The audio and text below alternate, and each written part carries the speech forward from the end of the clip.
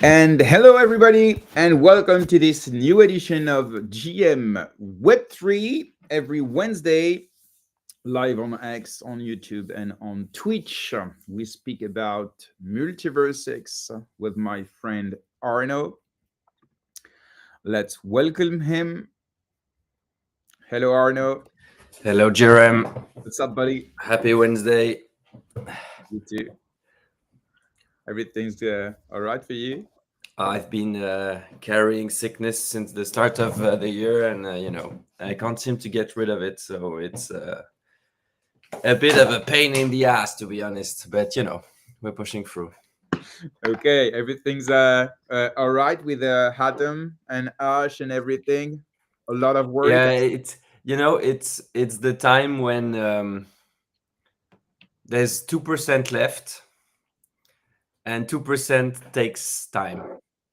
So we're more than the 98%. No, no, no, no. That's not possible. But no, it's Will be live in 2027, but it's 2% left to finish.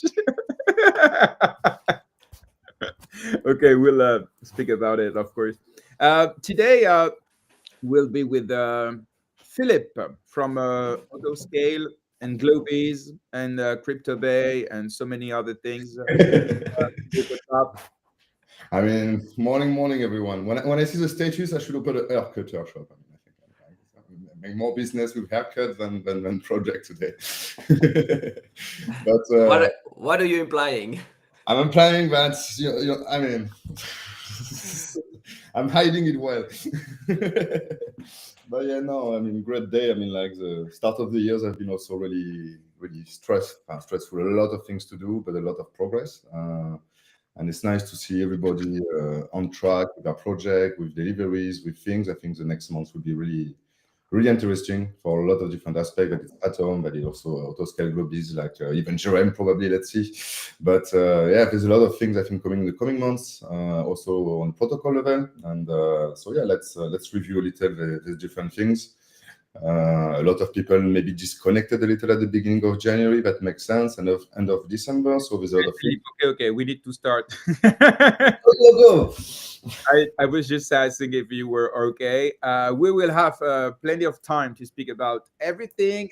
First of all, I would like to thank everyone to follow us every Wednesday on GM Web3. We will try to speak about all the topics that you wanted and you wrote in the comments. It's like a new format. It's like it's happening on MultiversX. So we selected a few topics. We'll try to dive in. We'll try to give you some information so you keep updated about what's happening. We'll be receiving also Tikapo at 11, so we will be able to speak about different topics he's concerned, especially sovereign chains, but also the new XOXNO liquid staking. He wrote a thread about it. It will be interesting to speak about that. Basically, today we'll speak about like tens of topics. I can mention some of them. We'll speak about IBAN and payment services for MultiversX. We'll speak about xDay, and after we'll try to figure out what's happening around fundraisings. Also, Benny told us that he was going back to the USA. We'll speak about the ambitions there with the opening of an office. We'll speak about the next Launchpad, Pell Network. We'll speak about Autoscale. People asked about Autoscale in the comments, so we're happy to have Philippe, who just joined the team recently. Nice cap, Ooga Booga. Are we going to speak about boogas? Actually, no, but we can if there is really something important to say, except maybe the content creation program. But this is pretty classical, so it's not on the program. But if you want to speak about it, of course, feel free to. We'll speak about, of course, the latest news about sovereign chains, because there were some discussions with Robert and many people from the community, especially Longin from Wondex. And we'll speak about the Bober drama that happening these last days. And Tikapo will have some takes about this, because it will not be just about me. So yeah, many topics. I can't promise that we will have leaks and announcements and so on about all of this, especially because I invited the core team to come, but unfortunately none of them were available today. But yeah, we'll try to keep you updated about the public information and maybe try to make some hypotheses about what can happen in the coming days and weeks. So thank you very much for to our sponsors of this month. Thank you very much. So we have Atom. You all know them. It's the leading lending, borrowing, and liquid staking protocol on MultiversX. We'll speak about Atom, of course. I'd like to thank also eApes. eApes, you know what? I was on their Discord and I'm seeing all what they're communicating about, and I was very critical about eApes a few months ago, but there's one thing that is important to note. They keep doing things, they keep communicating, they keep being transparent and being direct with their community. And yeah, that's really tough during this NFT bear market, we can mention on MultiversX. So shoot out to them, and thank you for the thank for the support. GRM, I Yeah. think what's brilliant is that they keep united, they keep being a community. Definitely. And you know, I mean, we talk about NFT bear market price wise, but some of the cool brands, IPs that manage to regroup some people, the people are still together. So what's the most important, you know? If those guys are doing stuff together, having fun together, you know, I mean, that's great. That's one of the cool things about NFTs. It's bringing people together from all around the world, people who love hanging together, talking about stuff. It's great. Yes. So yeah, it's great that eApes is still pushing, still having a community with engaged people. It's brilliant. Yeah, and really, it's not difficult. Actually, it's easy, but it's so rare to see that project can do it, because when you have nothing big to announce, sometimes you prefer not to talk anymore, and that's a big problem in marketing with projects. And that's why you know, sometimes you don't need to do big things. You just need to be there. You just need to tweet sometimes. You just need to keep people entertained a little bit with some contest and so on, and it's enough to show that you're still there. And eApes is doing this. And you know what, we can mention also Coco, for example. Nothing was announced for months on Coco, but no FUD. The community is still there. It's very engaged. I can testify about it. And yeah, so you know, it's just a word to different project, or maybe are missing some announcements. So no big deliveries, no big announcement, no big partnerships, no big progresses, but we're still here, so we can just speak about it in a very humble way, yeah, with consistency. Philippe, yes? Yeah, no, what I would say, I mean, everybody knows that I used to be not a big fan of NFTs and all these things, but at the end, that's true. Something that I miss maybe in the first place in the Web3 ecosystem is like, at the end, for some NFT collection, people are not there for the price. People are here to be with nice people that they appreciate, to share moments. Maybe sometimes they get free entrance for a party whatsoever, and that's nice. But at the end, when it's not a toxic community, like on Coco, on the Elves, they are nice people. I mean, on Boogas also. I mean, everyone that I discuss with, lovely people. And at the end, I think that's what keeps the community together, like Serno. And sometimes the price doesn't matter. At the end, owning a Coco is just a proof of being part of a group. And you don't plan on selling it. You don't plan. You just want to be there for friends of you. And I think that's the best way to raise NFT collection and communities. And yeah, after if you build on top, it's even better. But they are building, and I'm really looking forward to what they will deliver this year. Yeah, I agree with this. So as you can see, it will be chill today. So no limit, no deadline, no limit time. Just talking. If you guys need to leave, just feel free to tell me. But like, we have so many topics. I'm not even sure that we'll be able to speak about all of them, but we'll try to. And the last sponsor, and it's interesting to speak about it. It's AI Nexus. AI Nexus is the next the last xLaunchpad, and yeah, they raised a few hundred of thousands of dollars through xLaunchpad, and they are working about launching their we can say AI metaverse and something. So just to be clear, same, they are doing things very with humility. They are building things with other projects. They are making a lot of partnerships with other projects on MultiversX, and yeah, they are very cool guys. And yeah, shout out to Mihai, the CEO. You say they're building things with humility. This is so. They're building things with ambition, GRM. No, with ambition. You're right. But why they're everywhere. I'm impressed by by how they have communicated around their project, to be honest. Even outside of MultiversX, they are visible. Yes. I think it is maybe the first time in MultiversX, and I'm even including Hatom in there. they've done a better job than everybody. They've put their name everywhere. I mean, I was really impressed. Speaking about really Cointelegraph, for example. Speaking about Cointelegraph, for example, or are you speaking about you know, I'm more talking about the feeling that I have deep down when I think of their communication. They've been on certain big spaces, certain big media outlets, etc., but it's more the overall feeling, you know.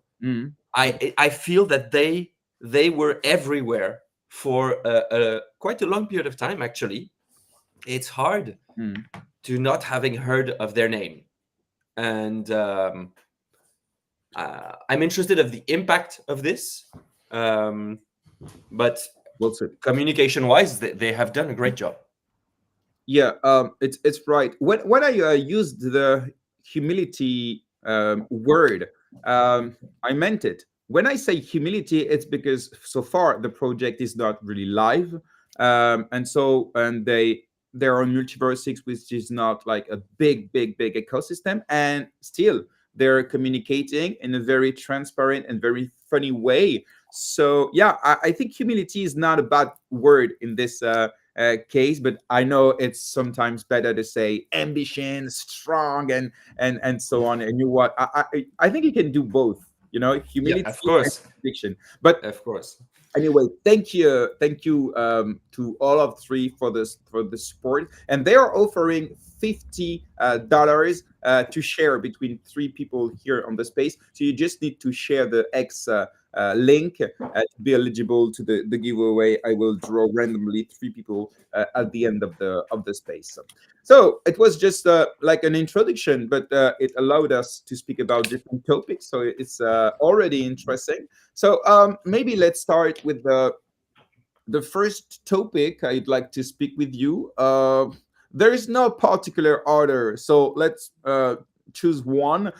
Maybe xDay. To recap everyone. Let's start slow. I mean, like no. You know what? We don't have information. I'm super hyped. It's next week. So looking forward to be with you guys. It's amazing. I don't know what they plan to that, but I mean, I discussed with some builders the ecosystem. Let me context a bit for people, and after I will give you go the word. Just to I will share you something to add some context. Normally should be here because I prepared a bit this show. Okay, let me show you. No, it doesn't work. You can't see anything. No. You can't. You can. No. Oh, because it's saying that it's okay. I don't have permission, so I will not be able to. Okay. So I was about to show you just a screenshot. It's okay. I will just explain what it is. It's the announcement of xDay at Seoul. It was on July 18th, so last year, saying that the location of the next xDay will be in Seoul. A few months ago, they announced that for different reasons, they had to postpone the xDay to next April, so in 3 months. I don't remember exactly the reasons that they mentioned, but it was about opportunities, the state of the market, and some announcements that could wait for April. And anyway, and so in replacement, they organized another xDay, smaller, in Munich.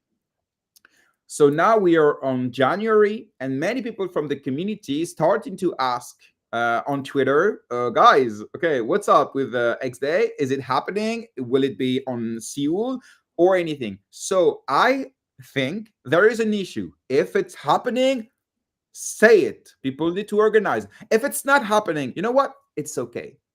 It's okay. But say it. Yeah.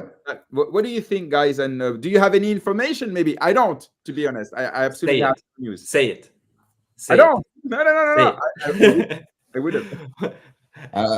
So if I jump quickly, I mean, Sure. you just described like the situation, so I will not repeat what you just say. I mean, one additional element, it was at the xDay Munich.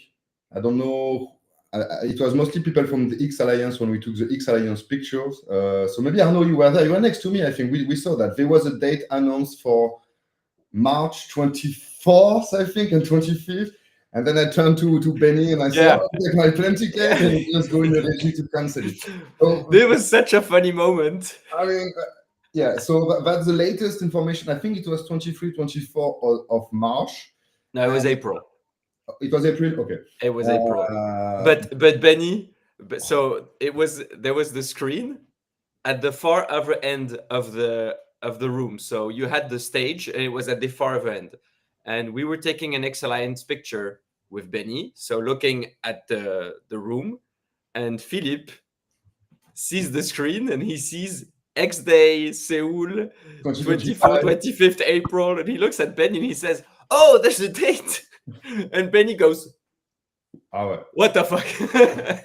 So yeah, and but otherwise, honestly, I don't know. So just to add a little details, also is like the concept of delaying it is because we were discussing with authorities in Seoul and in Busan to be used as an application for the state somehow, like that the states will use MultiversX somehow. I mean, at least it's what I got out of the different discussion. But there is ongoing discussion, and that's why also Adams have been to Korea just after that to discuss.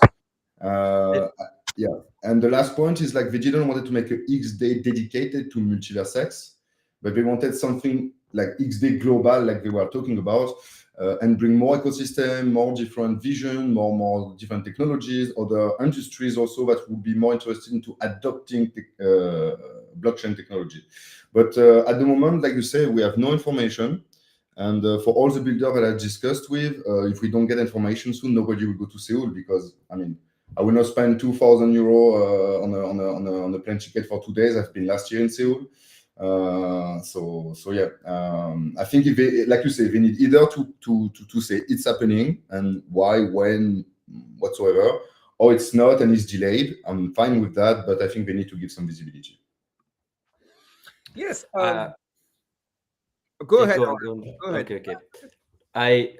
So to bring a few other elements. So when speaking with some people from the MultiversX team, the vision for this xDay Global was really the creation of this G20 of blockchain companies. So meaning creating an event where you gather the biggest, most influential companies within the blockchain ecosystem. And it's not just layer one blockchains. It's also exchanges. It can be TradFi banks who are big in crypto now. So I don't know, you could have a JP Morgan or whatever. So as Philippe said, it's not just MultiversX. It is it is very complex process to create this. So I would say that under the surface, loads of things are happening. And back then, we didn't have the US election. We didn't have Trump as an elected president.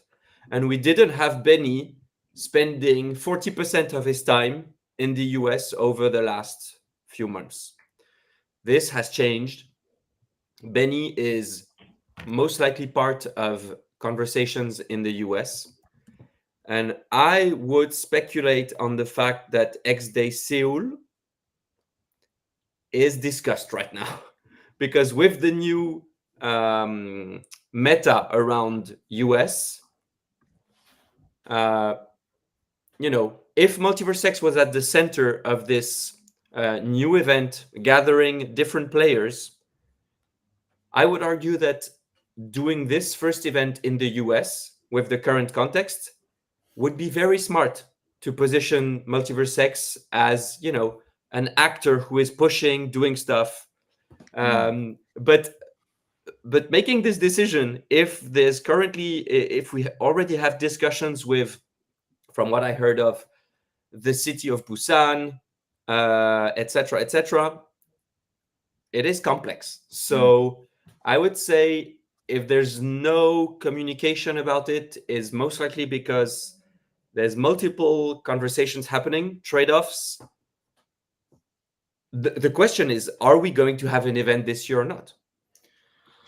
I mean, it's an interesting point that you say for the US, and I think maybe you're on track on something. So, like you said, also, it's really true. We want to make an event with a lot of different actors, and if they are big actors, they will not accept an announcement 2 weeks before.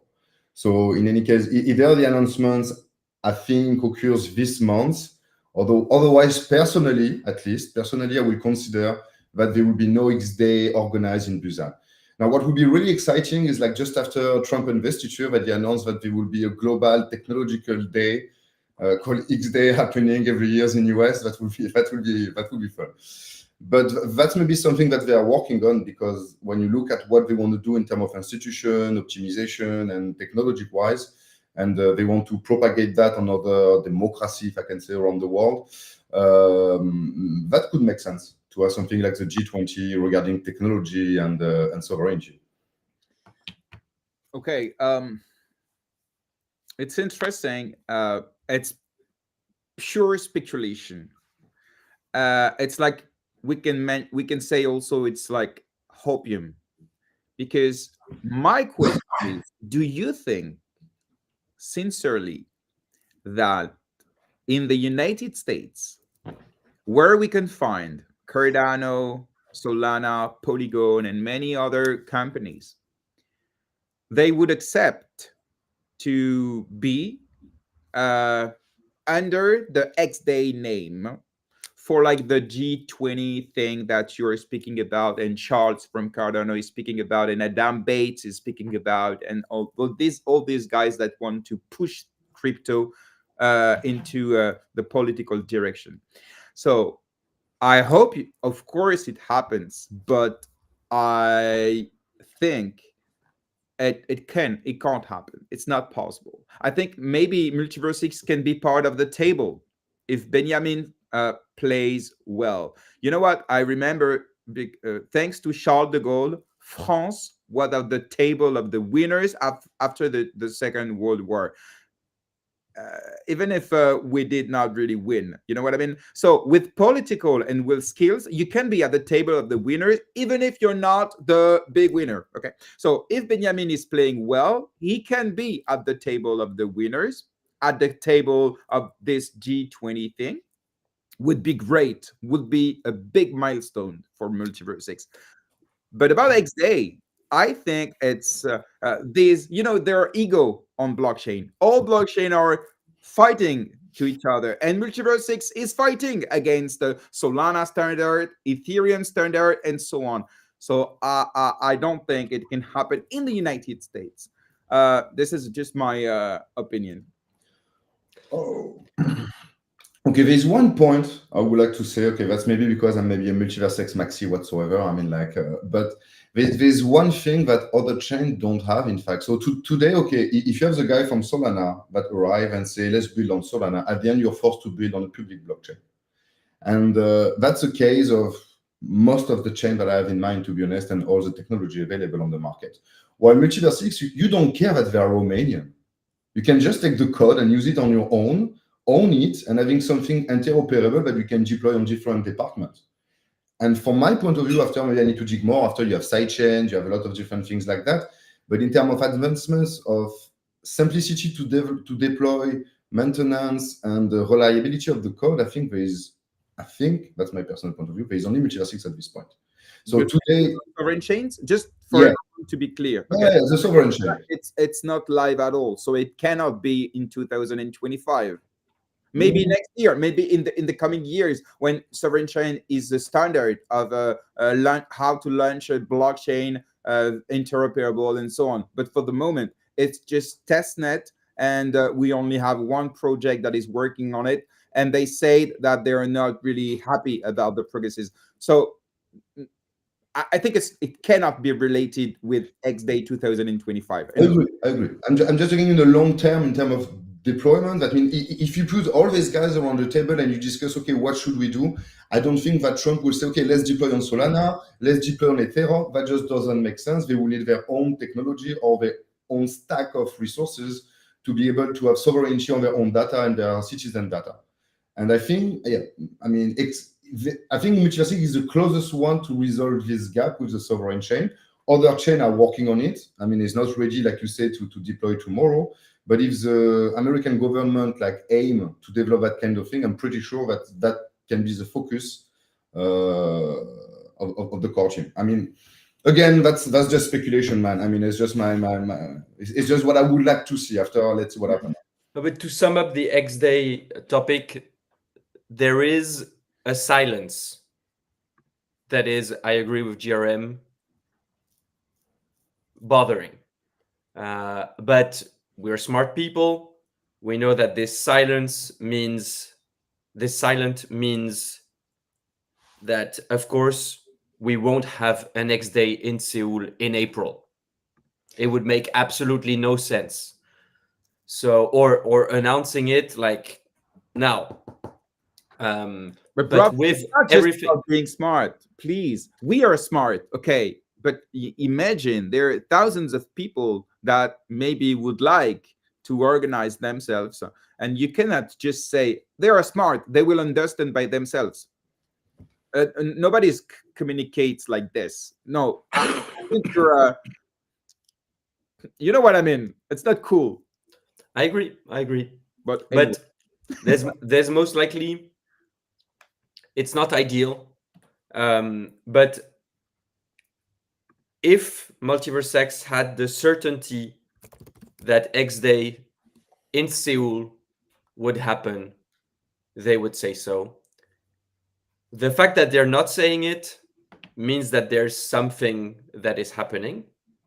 So I believe that with the recent change in the leadership, with Adam being on the team now, with certain communication standards that have been pushed by the community regarding transparency, I believe that MultiversX will communicate and give transparency on this as soon as they can. Now, yes, when Munich happened, it was told that xDay Global would happen in Q2, Q3 2025. It's looking like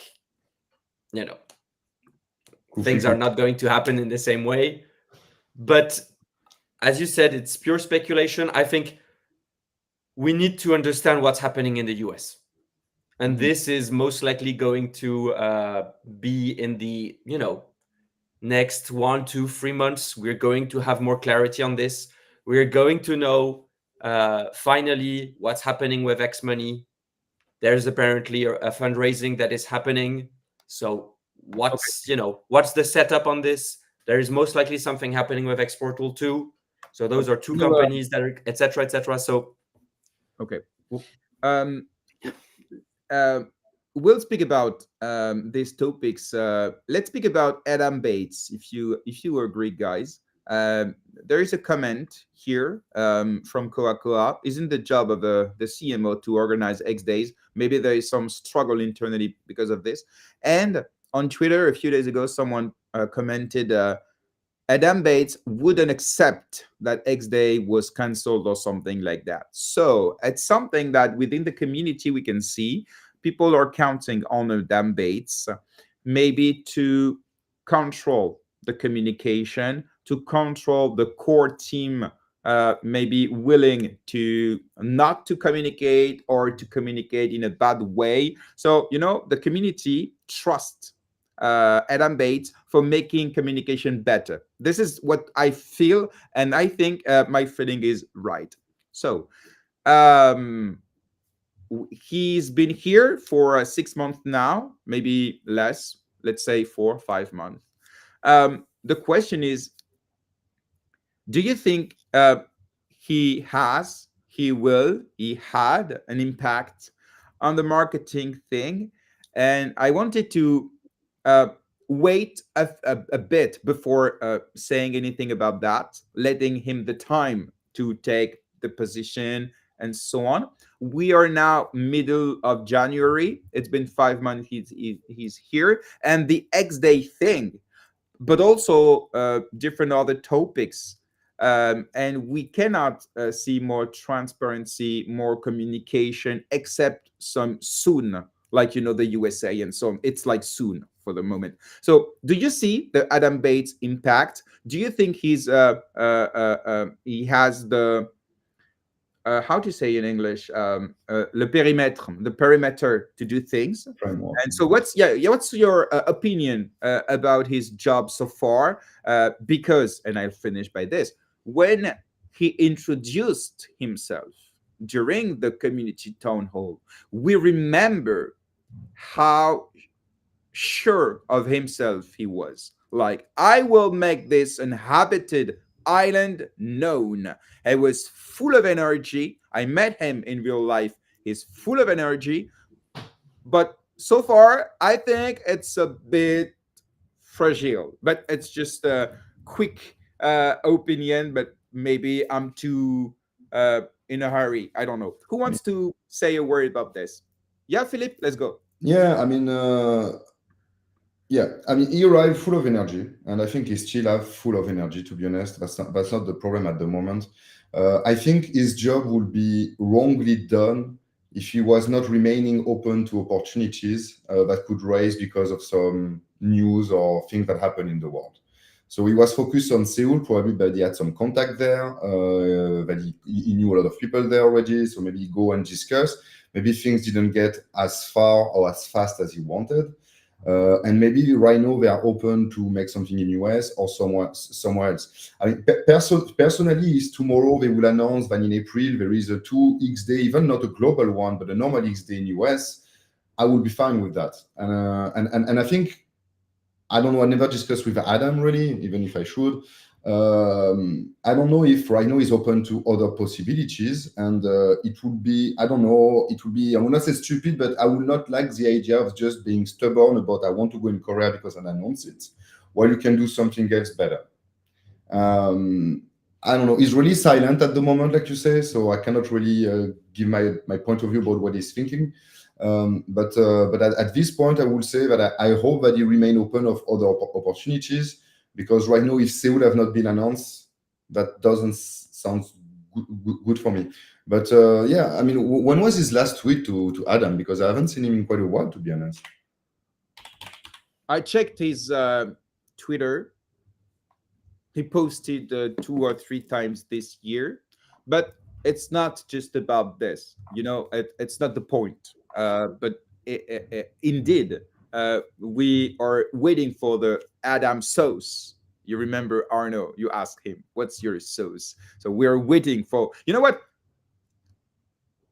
I was expecting from him or from the MultiversX core team to deliver one thing before the end of the year, or maybe early 2025.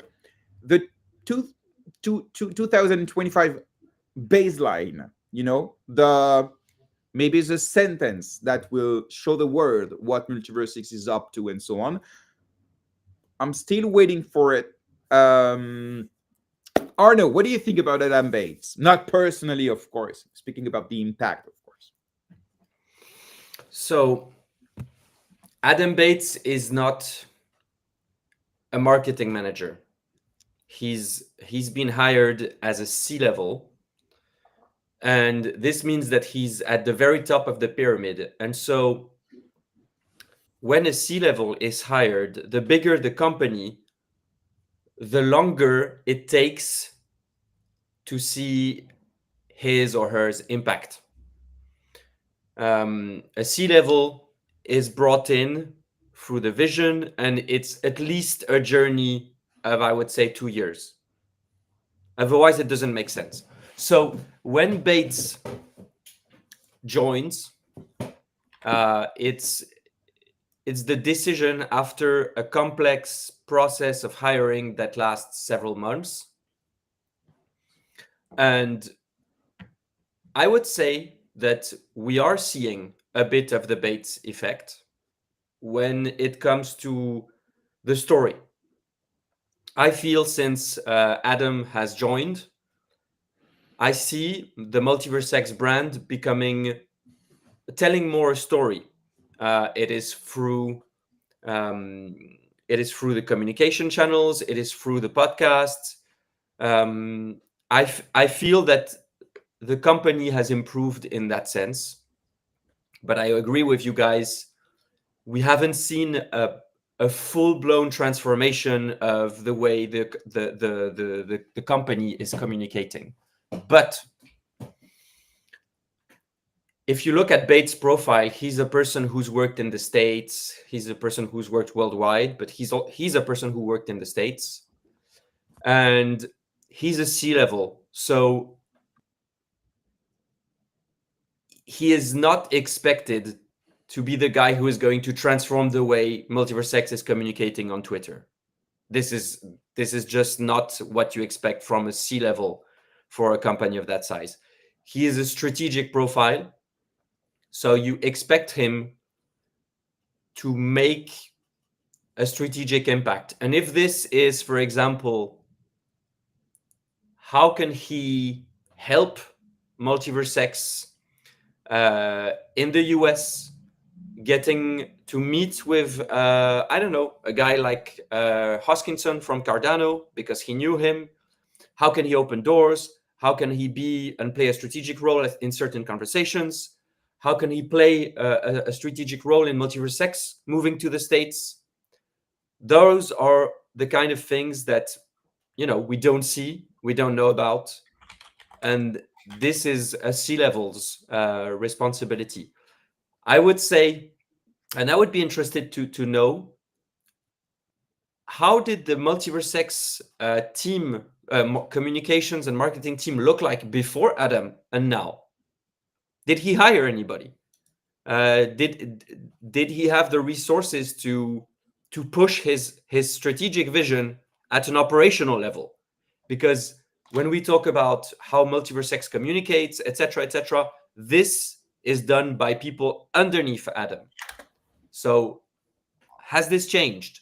I'm interested in knowing this, but I remember that when we talked about Adam's arrival, we said, okay, we will judge him at xDay Seoul to see how is this event, because he went to South Korea, etc. It seems to be his turf. Now, is this still happening or not? So he was recruited for the bull run. Let's be honest. The months are numbered, so of course we can expect him to take time to establish a strategy, to change things in depth and so on. But the community, I think, doesn't give a damn about that. They want something strong, something concrete. They want a visible change in the communication, in the words, in the visuals, in the way MultiversX is seen in the media, on the different events, and so on. So I agree with you, Arno. In a classical a company on which there is no market time, like bull run, like for 1 year you need to be there. But on MultiversX, I think it should and it could, I think, do maybe more superficial things, okay, but do sometimes things like people can say, okay, I see things are changing, so I'm staying, or so I'll speak about MultiversX to my friends. Just visible things. I don't know, media, referencement, SEO, can be events, can be the way the core team is communicating, just the communication about xDay. It was just maybe one milestone, to be clear. We're not doing it. We're doing it, and so on. But well, of course, we'll not judge him. He's not here for more than 6 months. Just it's a small talk about Adam Bates for like 4 or 5 months. He's been here. Thank you very much, guys. Just to all the people that are listening to us, feel free, as some does already, by the way, to share your opinions, and we'll share on the screen. And feel free to ask your questions, or maybe to propose any topics that you would like us to speak about. Let's move on to the next topic people asked for. Let's speak about fundraisings. I don't know if there is much to say, but on different interviews and different community town hall, Benjamin, the CEO of MultiversX, said that they were, when I say they, I'm talking about xPortal, xMoney, and maybe MultiversX labs would be, in my opinion, necessary, but he did not mention specifically MultiversX labs, so the core company. Anyway, so they were in the process of raising funds. My question is, because we did not hear anything about that so far, do you think it was too early to speak about that, to send more hopium to the community? We are raising funds, we will have much money to do what we want to do, and 6 months after, nothing happened? Is it a mistake? Or it's pretty classical in Web3 or companies to announce upcoming fundraisings before it's here? I think you have my point. I mean, You have news about that? I don't. I mean, Arno, you can start if you want, because if Philippe starts all the time, maybe he steals your idea. I'll let yeah, you. go Arno, you start. I feel free to maybe start one after each other, or we can't say MultiversX doesn't communicate enough, and when they do, say, did they communicate? Was it a bad thing to communicate? They showed transparency on the fact that those two companies were being given more freedom to behave in their own as independent companies. The foundation has disclosed that those companies were looking to fundraise. Then they disclosed that those companies were in a fundraising process. So those things they're actually moving forward. Now, I wouldn't say that those companies are in a classic fundraising process. Those companies are not small companies. I mean, a company like xPortal has millions of users. So it's not like we're doing a pre-seed for 200K, you know.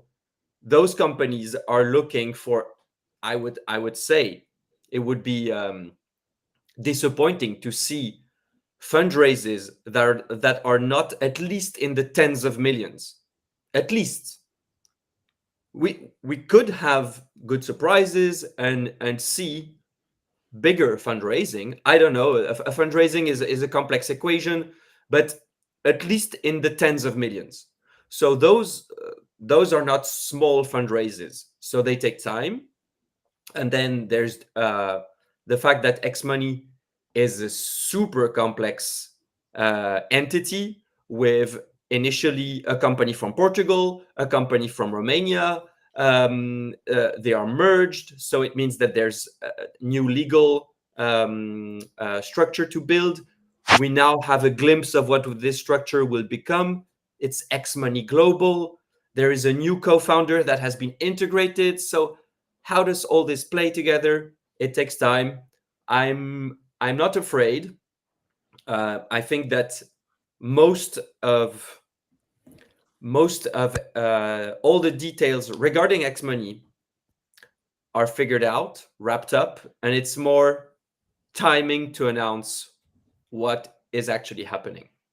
And I do believe that this has a lot to play with US. So yeah, that's my take on those. Yeah, no, I totally agree. But there's another point maybe that we haven't thought about, and that could be the reason why the thing is delayed. Is like that X payment will change in xMoney as a name. No, we don't care. It's just if you try to invest 100 million in a company, and at the end you have a company owned by a friend of the future president that takes the same name. No, I don't think it's a point. You know, if people wants to invest in a company, they don't care about their handle of Twitter on Twitter. I think it's just dust. In, I in don't my know. opinion, in my opinion, it's not about that. You know No, what? but They're not in the same territory. You know, xMoney is on Europe, so it's Micah's thing, and X is in the United States, so not the same territory, not the same regulation, not the same market. I think it But has nothing to do it's with it. the same territory. It's yeah, you global know the payment condition. system, same name. It's a problem. I agree with I Philippe. don't I don't agree with it. I think Because maybe the investor will say, okay, but you have to open offices in US, and then in US you arrive with the xMoney name, and you arrive Twitter maybe deposit the same name, and then you have 2 years of battle about who fucking own this name in US. And that could be a real reason why there is a delays in the announcement of the funding, because they say as long as you didn't resolve this issue, the money is locked. And let's I saw it many times in a lot of different companies. let's be clear. In my opinion, there are so many payment companies in Europe that are raising funds. Not as not only with American VCs. First of all, second, if it's just a matter of brand, do you think xMoney to raise dozens of millions of dollars cannot find a new name and a new brand? Please. So I'm not sure. I think it's not about this. It's just dust on Twitter. Okay, we have the same name as X and so on. I'm not sure it's about it. I think it's more about compliance because, you know, even there, the communication of Greg is pretty esoteric. Get ready for Micah. We speak Micah. Well, he's been at marketing school of Benny. It's not the communication that we expect from an establishment of electronic money, like a payment service provider at a global level. But anyway, Greg maybe is a great Bro, guy. we can't say this. I mean, this is 2025. We can't say this is not what we expect. Just look that Trump yesterday posted an AI troll on Harris and Obama. Look how Elon Musk communicates. There are no rules anymore. And There are no rules anymore. I mean, if you win, that's the only rule. So I mean, look at Koa's message. yeah.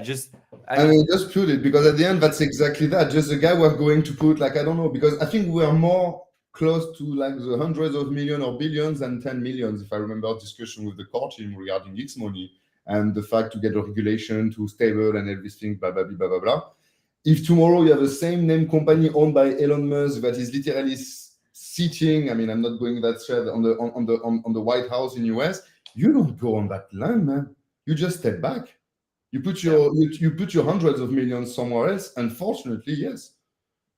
I repeat, if it's just a brand issue, changing the name for a company like xMoney with not millions of users, it's not known all around the world. It's not It's not Nike. that. If So the changing paper has the been name signed is and prepared with uh, its money, you cannot change it. sorry. Or you have to make the entire renegotiation again. Can you repeat? If you make all the negotiation regarding the name xMoney, that it's a good name, all the paperwork, everything like that, to declare the company in US, blah, blah, blah, and the stuff will be stuck for a branding reason.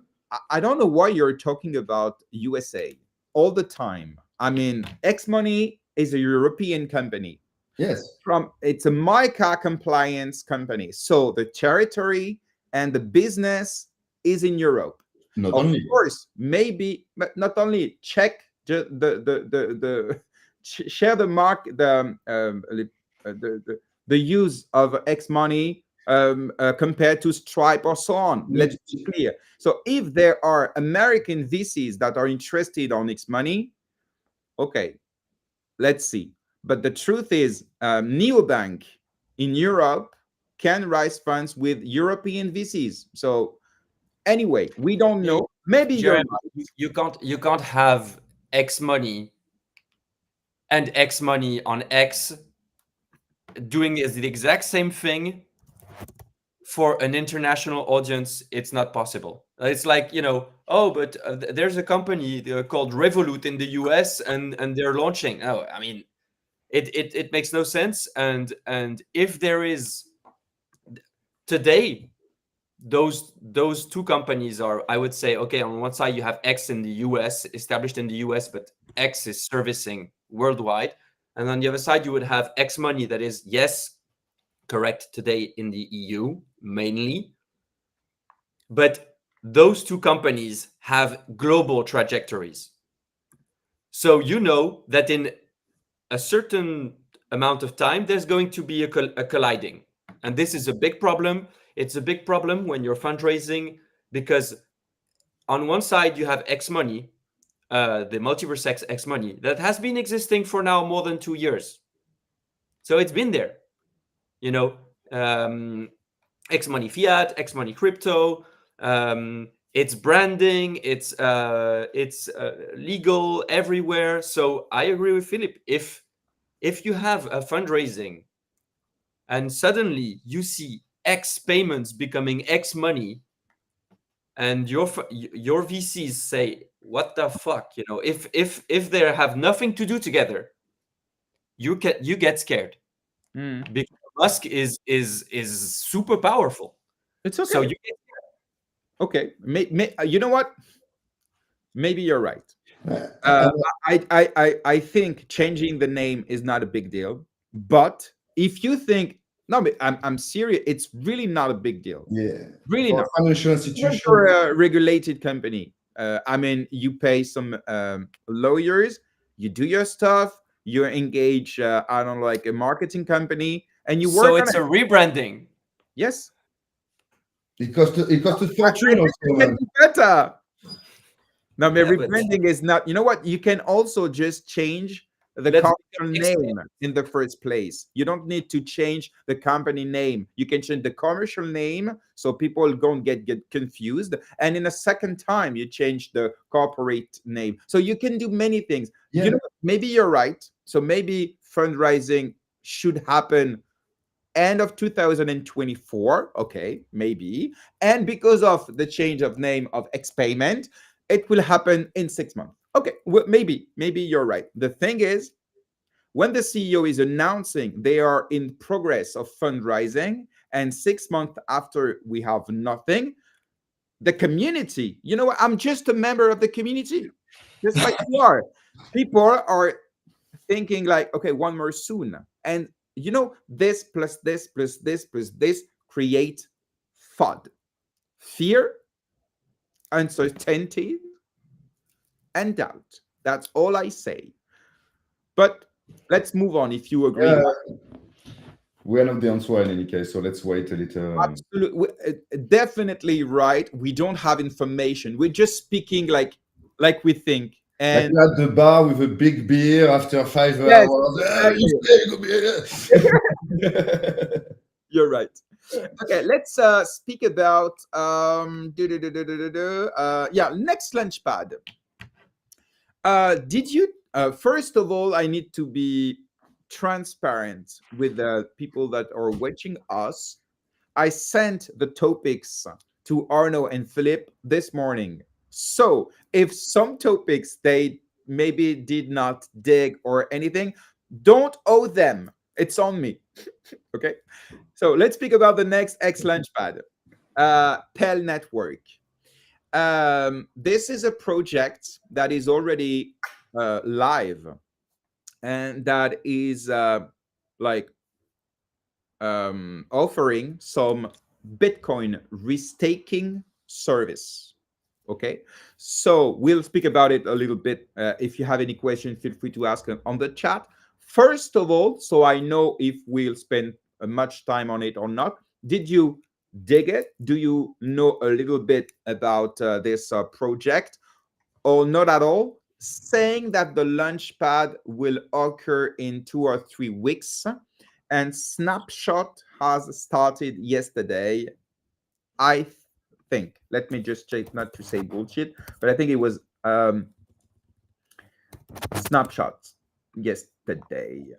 So first of all, did you check this Launchpad? Do you have an opinion about this or not, or just tell me? Go on. I didn't dig so much on that. I saw it yesterday and I didn't. So what's interesting with restaking is, first of all, it is a use case that we didn't have. So it's a good thing that this company is going to bring expertise, tech, and use case, concrete use case through products that we didn't have in the MultiversX ecosystem. The second thing, what's interesting, is that we're completely shifting away from previous xLaunchpad companies, where previous companies were companies that had to happen, had to be built, had to build the products and launch and acquire users, etc., etc. There, it's completely different. Pell Network exists already. It has hundreds of thousands of restakers, unique restakers, through its BTC restaking product. And so through this xLaunchpad, basically, we are incentivizing them to deploy their infrastructure and connect MultiversX to this infrastructure. So it means that we will. Pell Network is a blockchain infrastructure. So it is an interoperability layer between multiple blockchains, allowing people to use BTC restaking. So it means that tomorrow, builders on MultiversX will be able, if they need economic security, they will be able to tap into Bitcoin economic security. But through the xLaunchpad, we are basically investing in the company and incentivizing them to connect MultiversX to their infrastructure. And on top of this, build EGLD restaking that will be connected to, I assume, all their network of blockchains, meaning that through Pell Network, let's say that they're connected to, I don't know, the Avalanche blockchain. You will have interoperability standards to use your EGLD that is liquid staked on MultiversX. You will be able to restake it on Avalanche on products that will be interested in tapping into the economic security of eGold. But the obvious thing that I see is for sovereign chains. Of course, restaking, since we know that sovereign chains will have a dual economic security model. You can secure your sovereign chain with the token of the sovereign chain, and additionally to that, free gold. This is the perfect partner to build this. They know how to build it already because they have built it already. So it is a smart way to outsource this to a company that is going to have an interest, an economic interest to do so. So yeah, that's my perspective on Pell Network. It's a clear shift. I'm happy with what the new xLaunchpad team is doing, because this is a type of company that we didn't have in previous launchpads. Established companies with established user base, with established technology and products. So it is interesting to have those because they bring something that already exists to the MultiversX ecosystem. I mean, I'm discovering the project while you're talking and while I'm scrolling on the right. Huh? If you want, Philippe, I can maybe go. If you have details, go. A little bit the project so you can jump in the At the end, I have some point. Go for it. But thank you, Arno, for this first overview.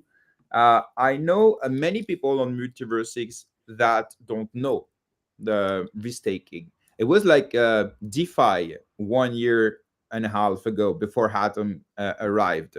Nobody knew about DeFi really on MultiversX, and Atom made a lot of work on education to allow people to use the protocol. So I think it's pretty much the same with restaking, at the difference that DeFi was born in 2017, we can say.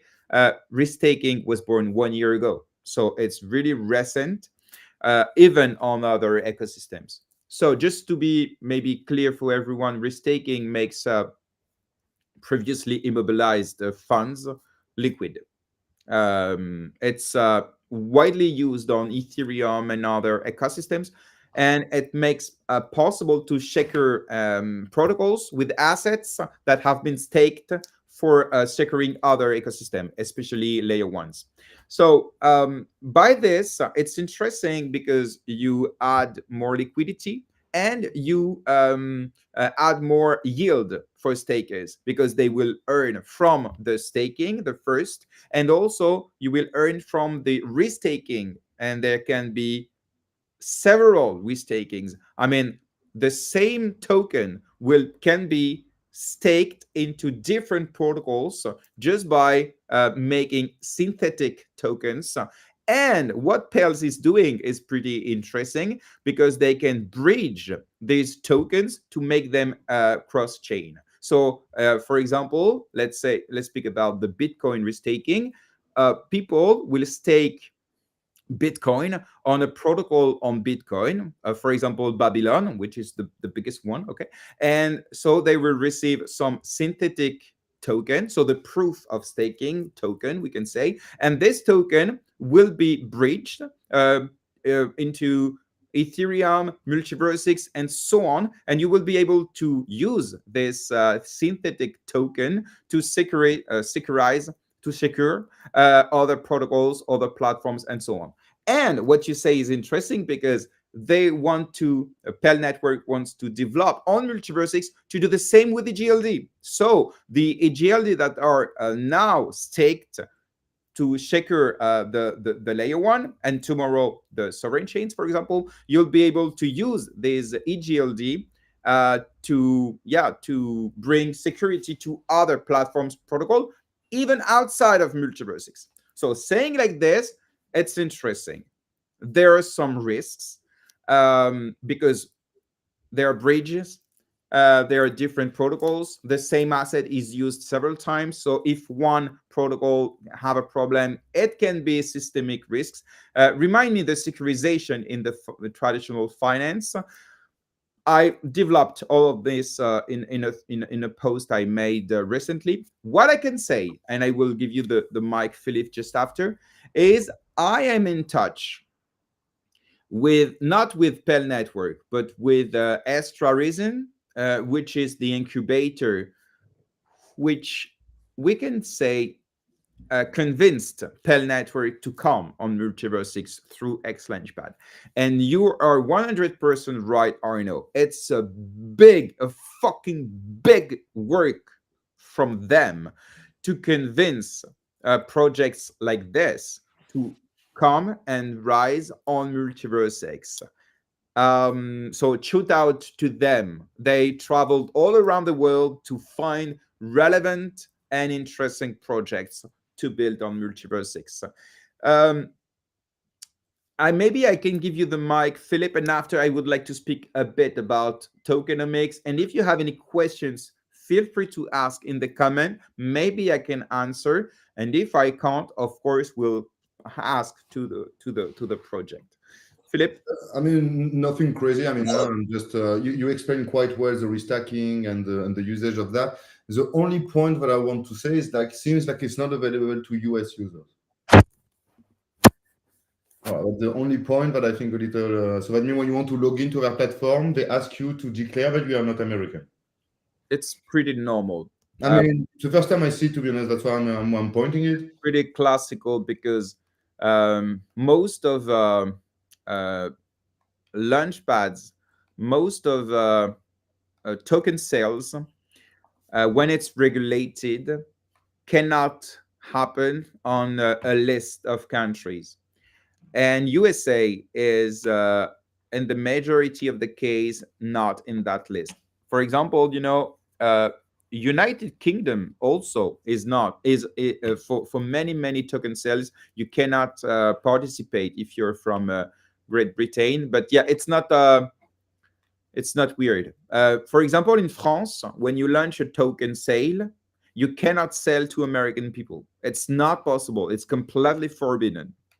Okay. Because of regulation and so on. So this is not an original point, to be clear.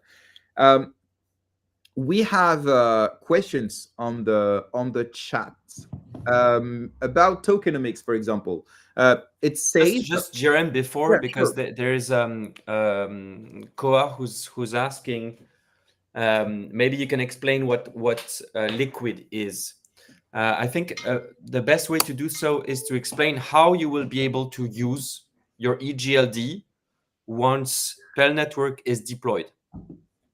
So today, if you have EGLD, you can stake it. If you stake it through xPortal or other means, it's locked. You now have, since Atom launched it, another option that is called liquid staking. It means that you go on Atom.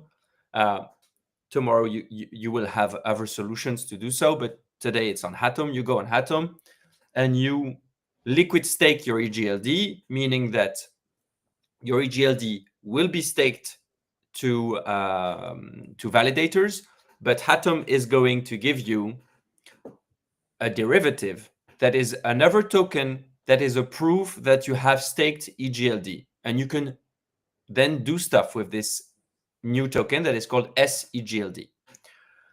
Through Pell, so this is what liquid means. It means although your token is locked, you can still use it. You can still use the value that it has. Liquid So means also you can trade it. yeah, so through Pell Network, and this is what we're excited about with Atom, it means that you are going to be able to use liquid stake TGLD and restake them again. So let's say that tomorrow, in a few, I don't know when, you have a new sovereign chain launching, or you have a new blockchain launching, and the new blockchain has a partnership with the MultiversX Foundation. And they're launching their token, but they don't have much economic security because their token is new, and they want to tap into EGLD economic security. Well, if you have SEGLD, so liquid staked EGLD, you will be able, through Pell Network, to restake your EGLD to secure this new blockchain or this new project that wants to tap into economic security of EGLD. And so you will earn MultiversX staking rewards and this new blockchain staking rewards. Of course, they won't be in EGLD, those new rewards, but you will get rewards for providing economic security through your assets. Very clear. Thank you very much, Arno. Let's continue maybe a bit about the tokenomics. People say I don't like the tokenomics and so on. There will be a strong selling pressure and so on. There are many, just one or two things I would like to precise, not to defend them, but just to clarify. The public sale, so we can say xLaunchpad is a public sale, even if it's not really public, but you know what I mean. I compare it to the private sale, the early stage. People that will participate into xLaunchpad will have at TGE 33% of the token, and after they'll be able to claim the rest of their allocation through 5 or 6 months. It's not really clear on the Excel. It shows 6 on the document. It shows 5 anyway. So at maximum, at the 6th month, all the public sale token will be released. At this moment, we'll start the release for the team and the early investors. So just to be clear, everybody who participates in the xLaunchpad will get their token before the team and the early investors get theirs. Okay, this is the first thing. So there will not be a strong selling pressure on the retail. After they get all their token and they are able to sell them, they do what they want, but not before.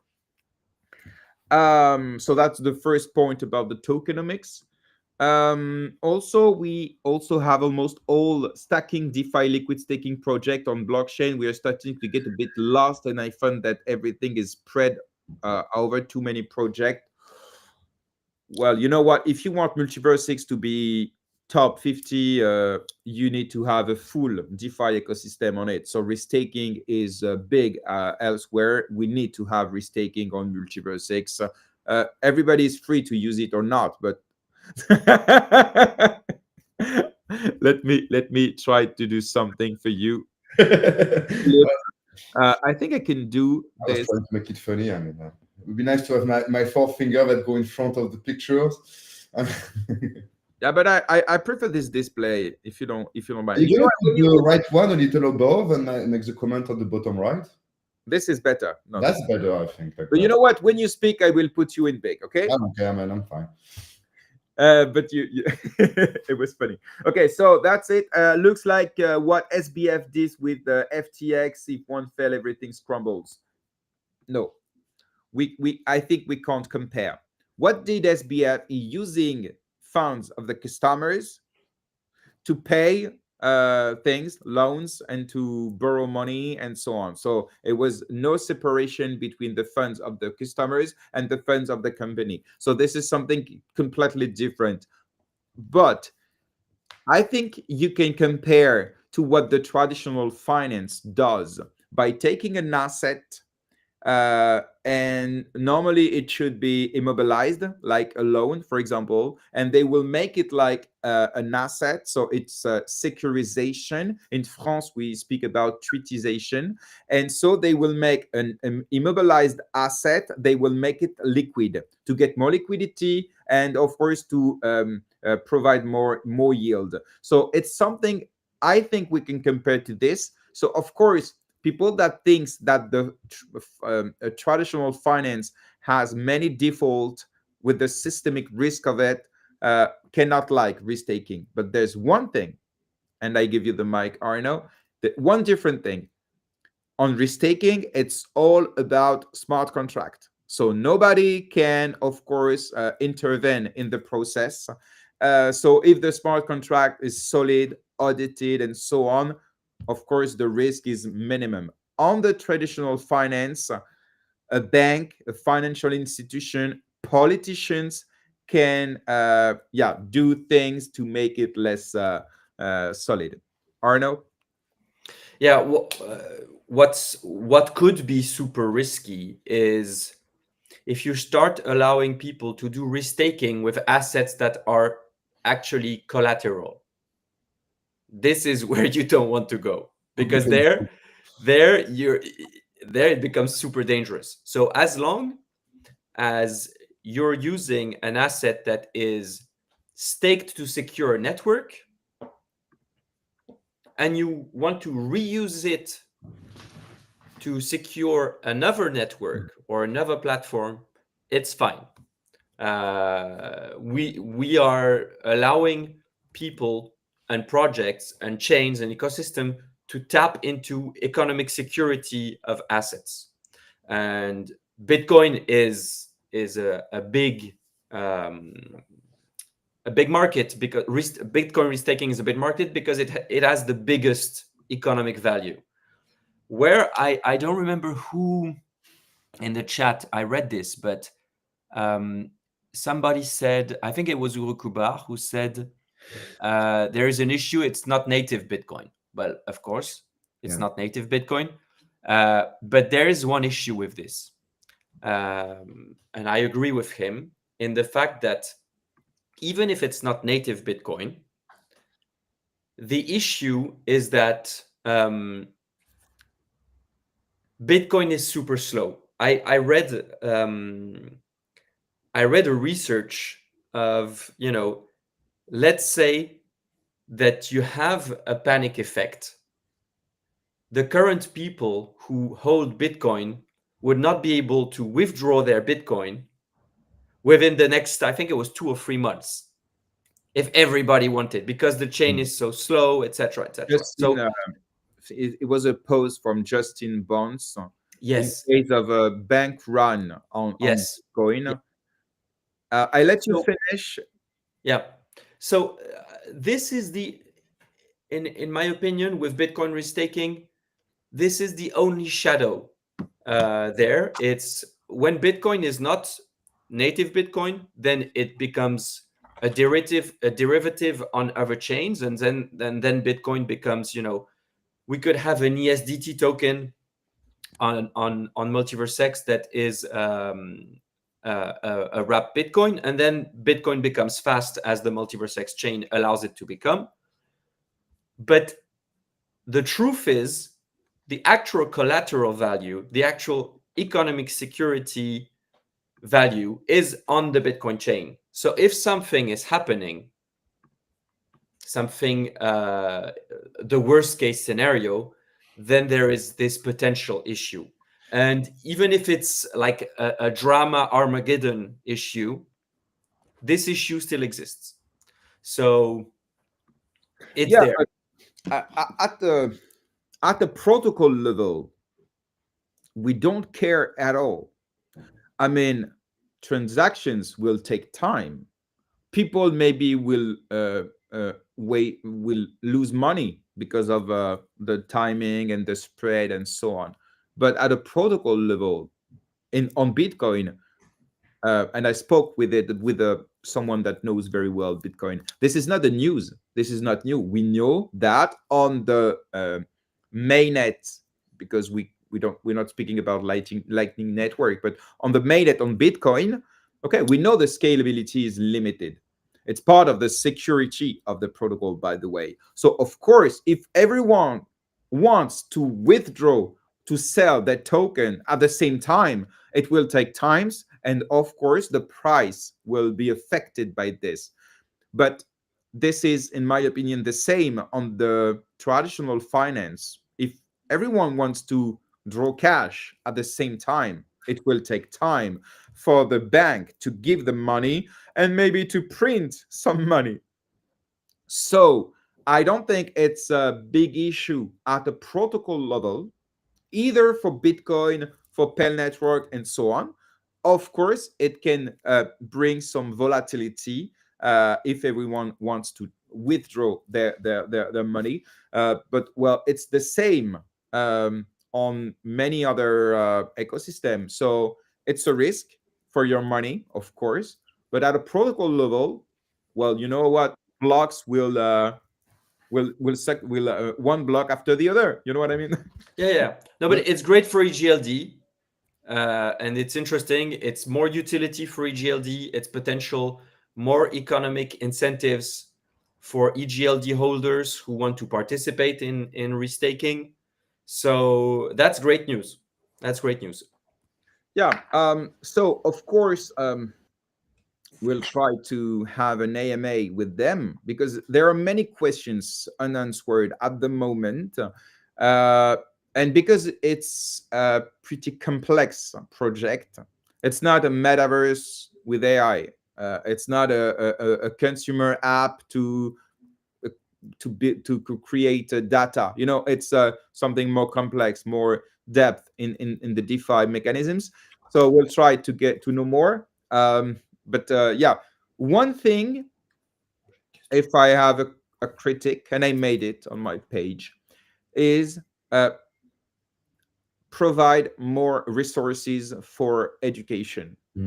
If you want, you know what, on other ecosystem, maybe you don't need it. But on MultiversX, people want to know what they do, want to know where they put their precious EGLD. And so, yeah, provide more effort to make people understand why and what you are building.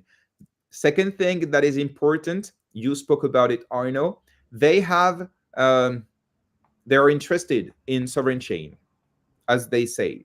So people on MultiversX are asking, okay, you're raising funds on MultiversX, you want our money, okay, but be clear about what do you want to do concretely on MultiversX, because they have cross-chain ambitions.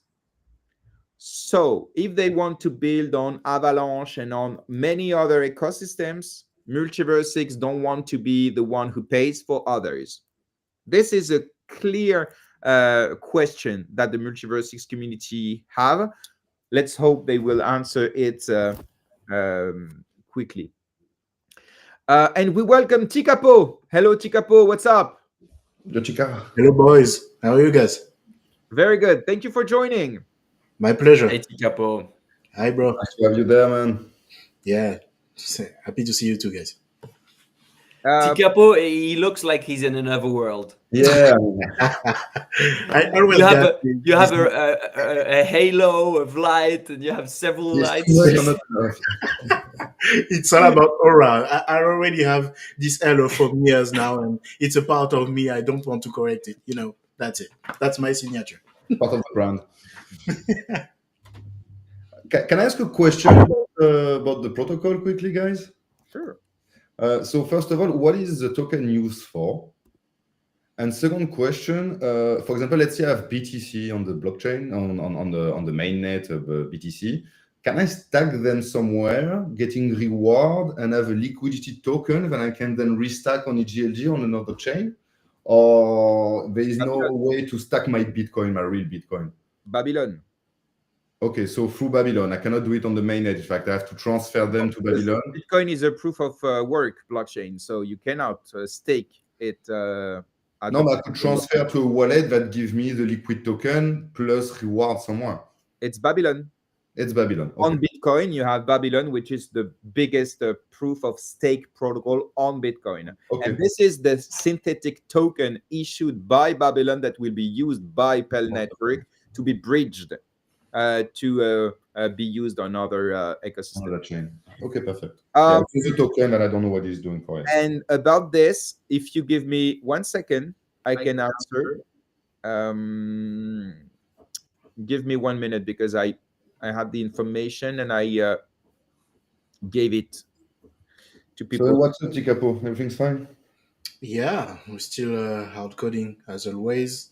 And congratulations for your work, bro. Just saw your post this morning, and I have to quote this because we really need that kind of tool. So great job about that. And still around, and we'll come back with some podcasts maybe next week. But we're still here, like always.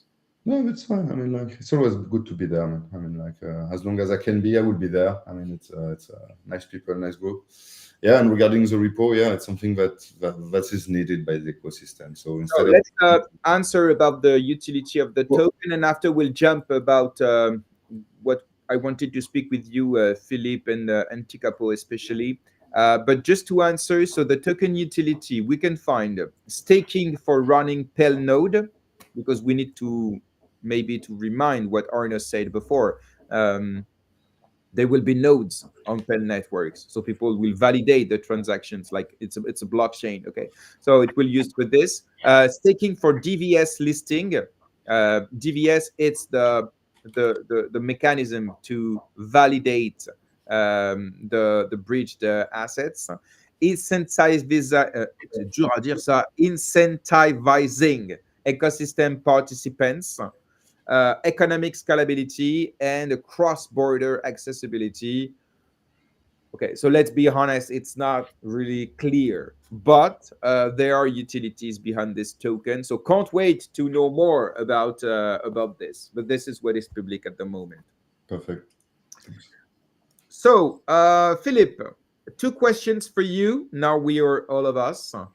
First, what did you post this morning in a few words so everybody can understand what is it? So this morning I posted just a quick description of an initiative that I would like to start.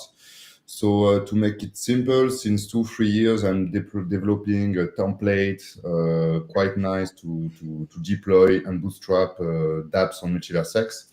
And I'm throwing everything open source, that other project can take it and bootstrap their project and evolve maybe from an old version that they have with a single front end to something a little more mature if they want to add new functionalities, to increase the complexities, and to make their service. We lost you, Philippe. Philippe? We lost you. Back. Yes, now. People don't want me to talk about it. Your I sensor. don't want to cut us off quickly. So the idea is to provide a set of repository for project to start a proper architecture for a dApp using the best technology. Like you can go to the post, there's more details, but the idea is to develop a front end, a back end that have a secure communication with signature of a token when login with a wallet. So to be sure that that all the data of your backend are not like attacked like an animal and open to everyone. And secondly, in fact, that's also allowed project to connect to a private API or to an API with a token. Because today, okay, the main problem today, that's what our result, to make it simple, the main problem today is like, and I'm not complaining about it, we have an open API that is free from the foundation. So that's cool, that's nice, that's great. The only problem with that, you have a lot of projects that rely entirely on it. So they just have one front end that communicate with the API. And the day that either they break the rate or they need to switch to another API to have more resources, or because they need more info or whatsoever, they are totally stuck, in fact, because they need to have a backend to make the communication between both. And it's a pain in the ass, let's be fair, to make this transition if you don't have the knowledge to do it. And even worse, if you haven't thought about your front end the right way at first place. So what I'm providing right now for free, it's already available on my GitHub, not perfect, and I need to work on the documentation whatsoever. But the idea is like today you can just go on my GitHub, you see 3 repository, MVX dApp frontend, MVX dApp backend. So these one are the core element that creates a container, okay, each of them. And then you have the MVX dApp infra. So if you want to start to have a look of what the things deploy, you can just clone this repository and follow the readme. And the idea is like it will deploy you a dApp that you can easily configure.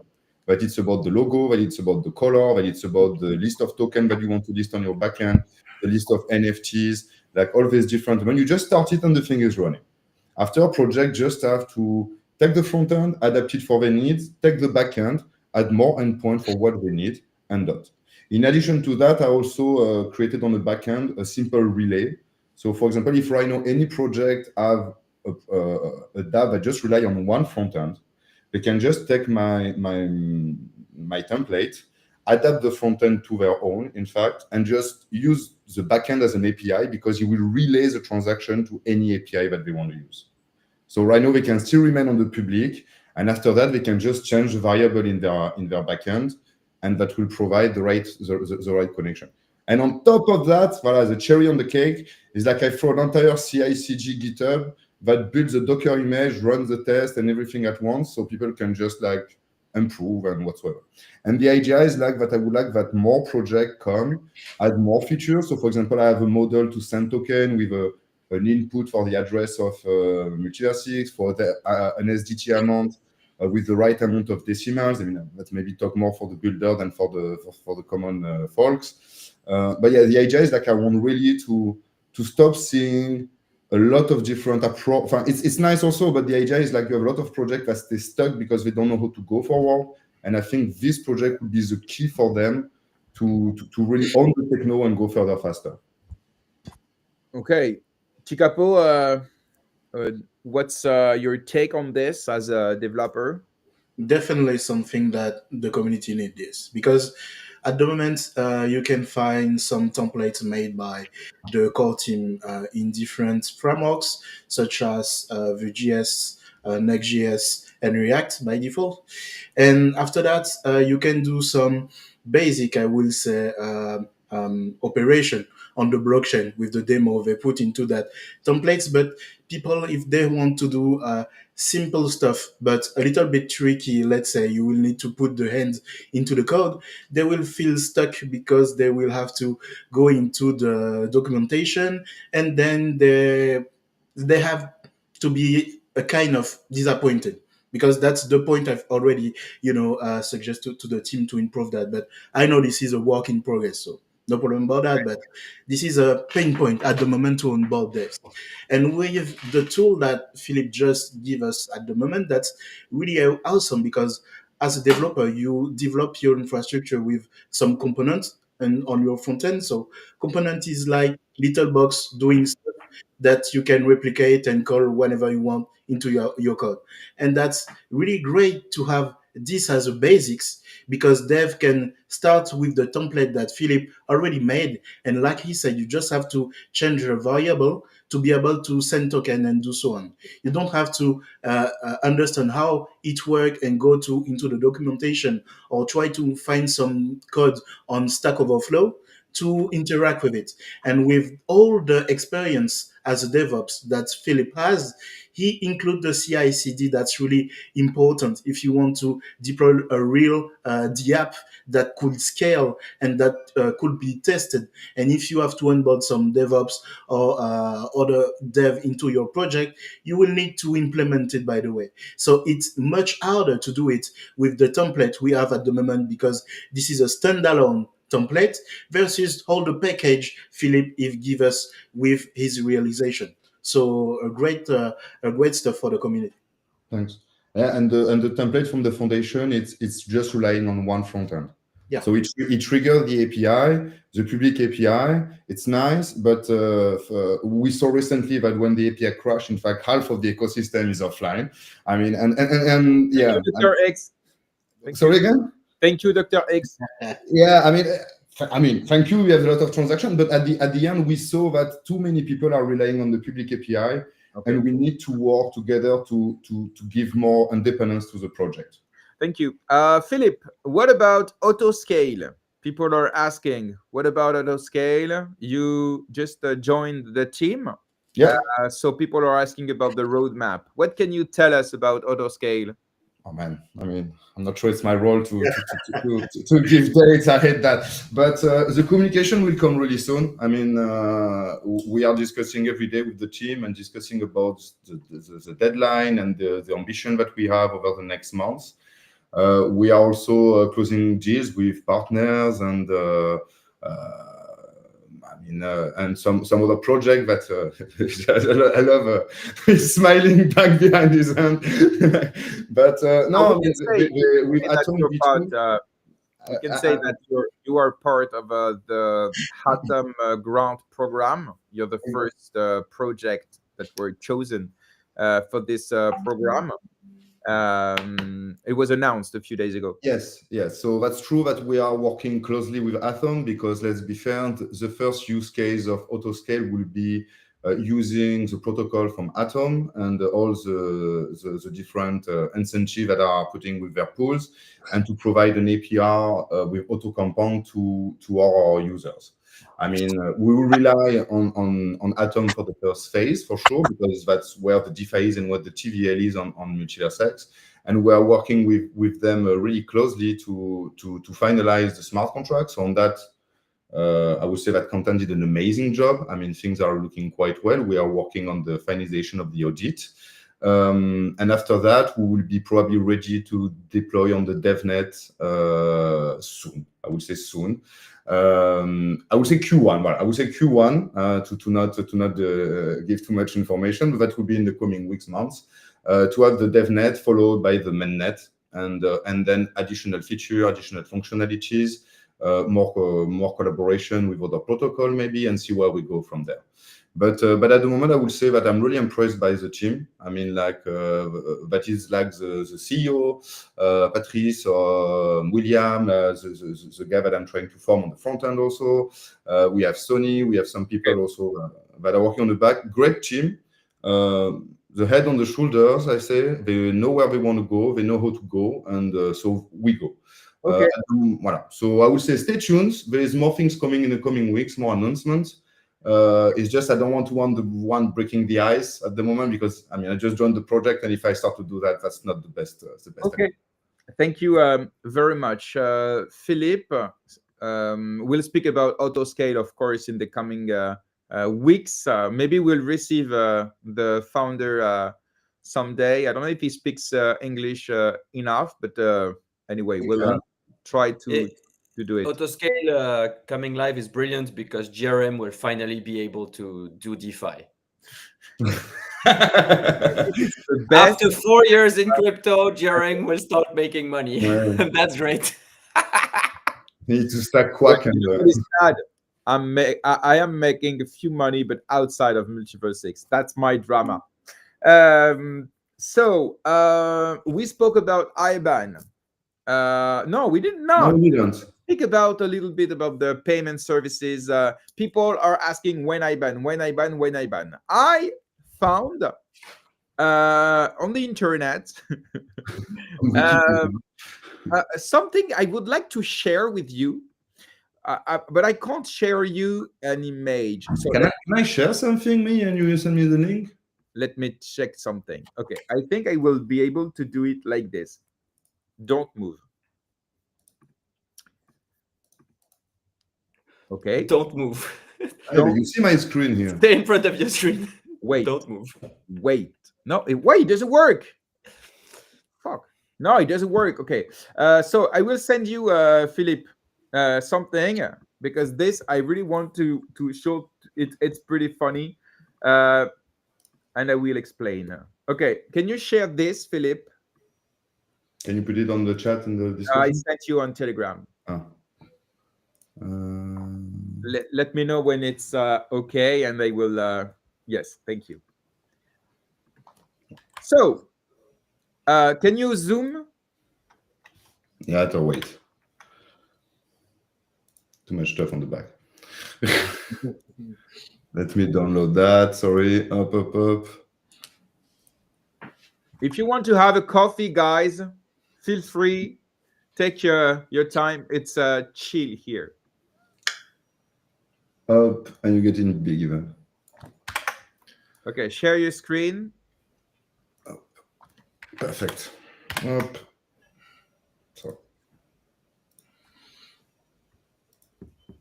We need elevator music. Yes, I can do this.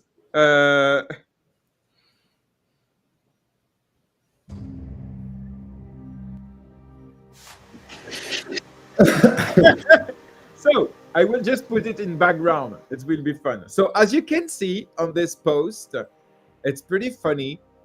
You have a first post. I don't know this guy. Okay, it's not the point.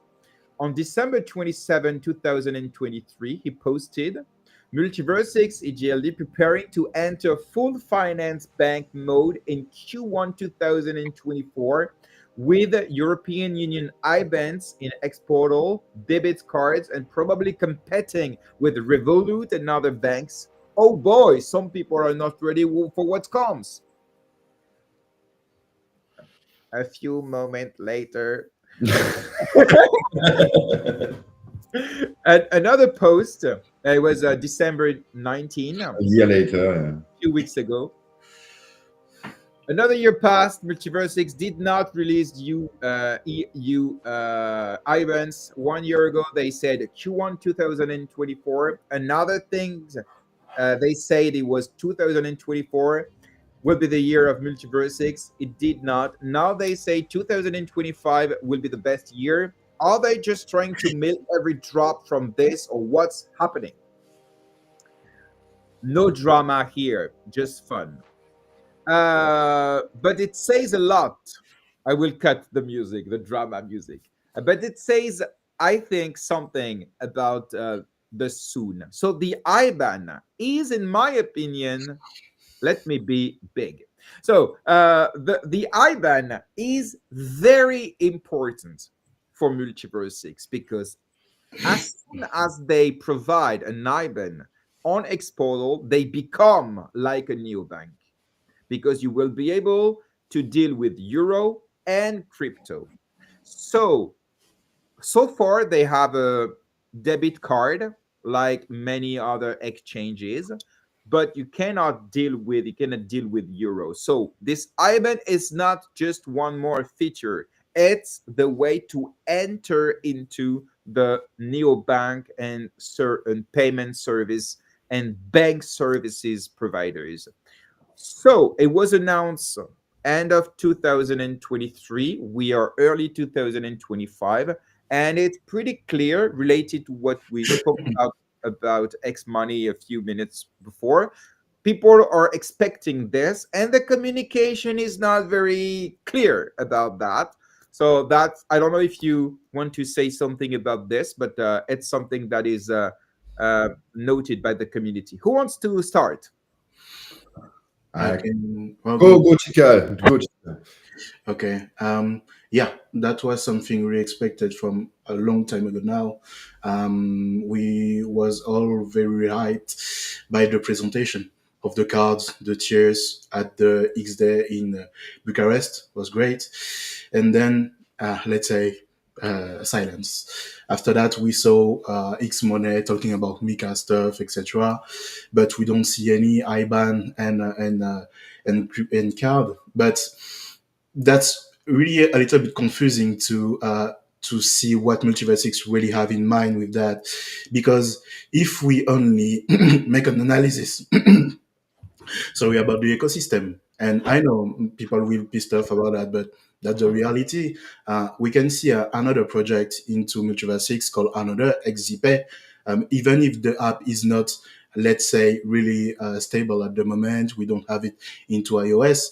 They rely on partnership with Austria Card, and they will be able to have an IBAN and cards. So we don't know what's missed to MultiversX to make this achievement. Are there a bigger plan that we don't know at the moment with big partnerships or maybe acquiring something bigger that we don't know at the moment before releasing the other tiers of the cards and releasing the IBAN? I don't know. That's clear that the community really need more information about that, because a lot of people is waiting after that, and xMoney making wave with some other project like delivering the guilds and so on, talking about merchant and so on, but they don't see the alchemy between xMoney and MultiversX and then the card and IBAN at the moment. So they are in the flu and they want to see more. I want to see more too, because I'm curious to know what's the thing are not moving like they want at the moment. And let's see what will happen. Arno, Philippe? Yeah, just to add something, because he made a point. I mean, we are still waiting on the platinum card, metal card, all these things. I mean, like it was. I mean, it's. I know it's that kind of difficult aspect that make a lot of time to get settled. So the only problem is like when you announce soon and when you announce a date, your stuff should be just ready. I mean, like maybe that's my way of doing things. That's why I don't communicate for 6 months and then I start to communicate. That's maybe my problem also. That's a middle. Something in between is maybe is a good thing. After I'm wondering, because I heard about, for example, that there was some limitation. That means when on xPortal, for example, again, it didn't happen to me, but I didn't reach that point yet. But when you reach a certain amount of money that you transfer into euro, you're locked. So I heard that story multiple times. I didn't verify it, so I don't want to be the one spreading fake news. Let me know if it's fake. If someone from the core team wants to tell me that I'm lying, just let me know. But reaching a certain threshold, and I think it's 10,000K, your xPortal is locked. Locked. You cannot transfer more euro to your account. I don't know why, and I think that's probably the reason behind that is also blocking the IBAN. But I've no idea the reason why, and why is not been fixed in more than 2 years. Fine, it's almost in almost 2 years. It's not that you're blocked. It's that you have to show proof of funds, etc. Where they're coming. You have to regulate yourself, basically. Yeah, but I mean, they ask for. I mean, I don't even. Okay, it's what I mean. It didn't happen to me, but I know that something happened reaching a certain threshold. And I don't know if, for example, involving IBAN into that mean that you have to be regulated somehow. That is, I don't know the reason. I'm just pointing that there is still things that need to be before to arrive at the IBAN. Unfortunately, I don't know why they announced it so fast. I think they were not ready. And I think from a legal point of view, or maybe because they try to be xMoney global or whatever, it takes a little more time. Honestly, I have no answer about that. That would be nice to have something from the core team, but it's not a priority, I think, from my point of view. But just don't talk about it if you're not ready. People need to understand the maybe the detail of the payment service industry. You have two choices. Either you can go through a third party who will allow you to offer payment services, IBAN, Euro account, bank card, and so on. This is what many company are doing because they don't want to support the risk themselves. Okay, so they are like renting these services through a third party, a company that is a payment service provider. Or you can decide to support the risk and to provide yourself and to support the risk of these services. For example, we have D-Block in France, which I received the vice president, Claire Balva, and she told us that they are supporting the risk. So they got the regulation thing and all the financial thing to be able to provide these services themselves without having to go through a third party. It's pretty expensive. It's a lot of work, but it's really sustainable because you don't have to pay fees at every time the user is using something. You need to understand that when you use, for example, these payment services, every time you use your card, every time you make a bank transfer, every time you withdraw some cash, the issuer is paying a fee. So it can be very expensive. So that's why it's more economical and more sustainable to provide yourself the service, so you can manage the fees. And you can also rent these services to another company, so you can generate revenue from this. So I don't know what's the strategy about MultiversX and xMoney and so on about that, but to be clear, it's not a big deal to go through a third party. You need to pay several dozens of thousands of dollars. It's not millions, okay? It's between 40 and 50, maybe 70K, okay, to develop the thing. And after, you need to pay a fee every time a customer is using the card, the bank account, and the IBAN, and so on, okay? So this doesn't take much time. Let's be clear. In less than 1 year, maybe even less, you can do it. It's not a problem. Or if you want to do it by yourself without going through a third party, can take, of course, more time. In my opinion, because xMoney is an establishment of electronic money, they want to do it by themselves. So that's why it takes so much time. But we come back to the marketing point. Always the same.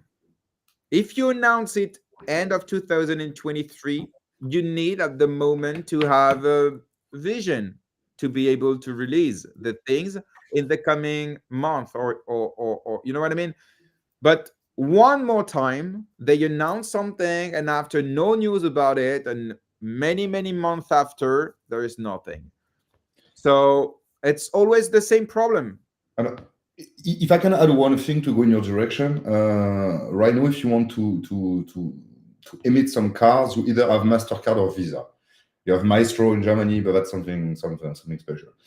So at the end, when you have a card, and if you want to have this xPortal card, you will see it's a MasterCard. So you use the MasterCard network. What is possible, I would be really happy, but I think it's really far-fetched. Maybe they try to make their own payment protocol. So because right now, when you use MasterCard or Visa, you will have always fees that go to Visa or MasterCard.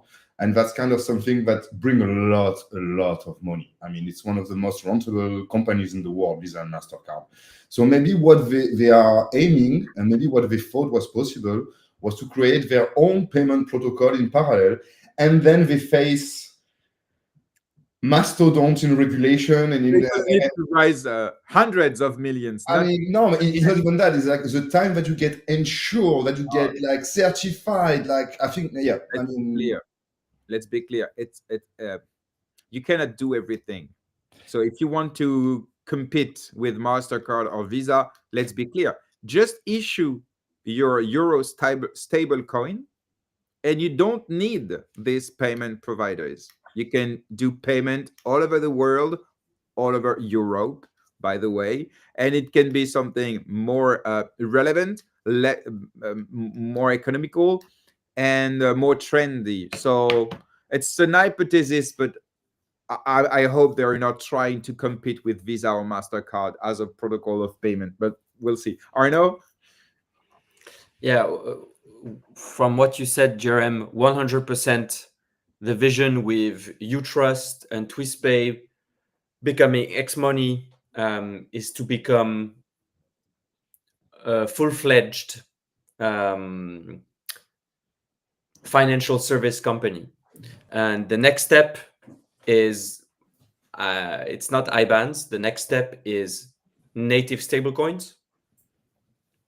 And this is coming this year.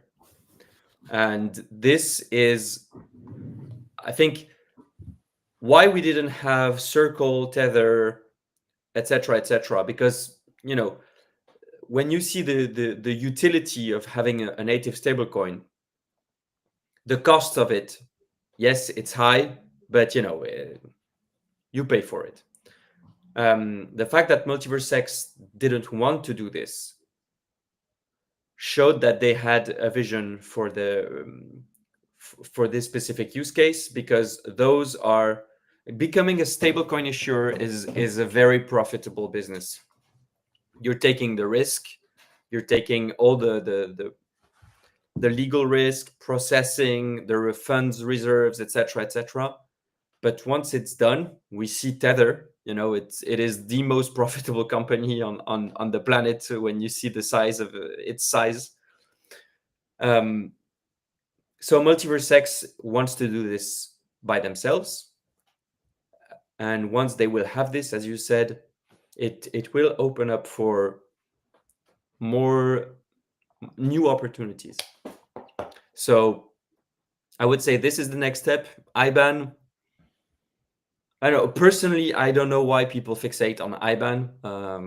I don't know, like, Because it was announced. No, and I okay. think not just because of that, because proposing an IBAN will make transaction euro crypto more seamless. You know, the main problem here on payment between euro and crypto is the banks sending euro to buy crypto and sending funds from a crypto account to a classic bank. So if you propose an IBAN and crypto services, you make it easier for users. And dBlock, for example, is the perfect example. This is their baseline, the account that accept crypto too. You know, so it's not just because they announced, but because I think MultiversX users would like to manage their euro and crypto more easily, and MultiversX committed about this. You cannot reproach the community to expect what the core team sold them. You know what I mean? Yeah, no, it's just you have alternatives today, so it's just, you know, it's not like it's game changing in our users' lives. So maybe it's just me. But No, I think you're right. That means that for me, it will be nice for us to have it. But for example, I'm not seeing myself using the IBAN on xPortal. Honestly, I mean, like, to give me an IBAN today would be fun. I would have it on my stuff. But as long as, for example, if you want the IBAN, you need to have professional account. That will be the only real use case. I mean, that meant my company bank account through xPortal. Why? Because I know that my account will not be logged because I make transfer on Binance. I know that my stuff I know that I will be with a bank that is like pro crypto, and Same that for retail. Sorry? Same for retail. Same for retail, but the thing as retail, and I don't have employee depending on that. I don't have like bills waiting on that. I don't know. For me, the only real use case would be for professional more than private on xPortal, and you will bring more people for me, you will not bring more people from Web 2 to Web 3 because of IBAN. It's more features that will be used from people to Web 3. So I don't see it as a big cobblestone, but again, it has been announced. Like XWorld, it should be either re-announced or declined. I don't know.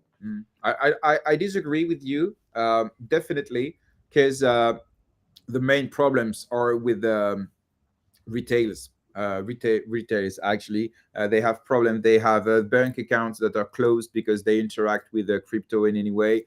So no, I think retail is a big market about this. And you know what? It would be also a big announcement for MultiversX because they would be the first layer one Fair enough.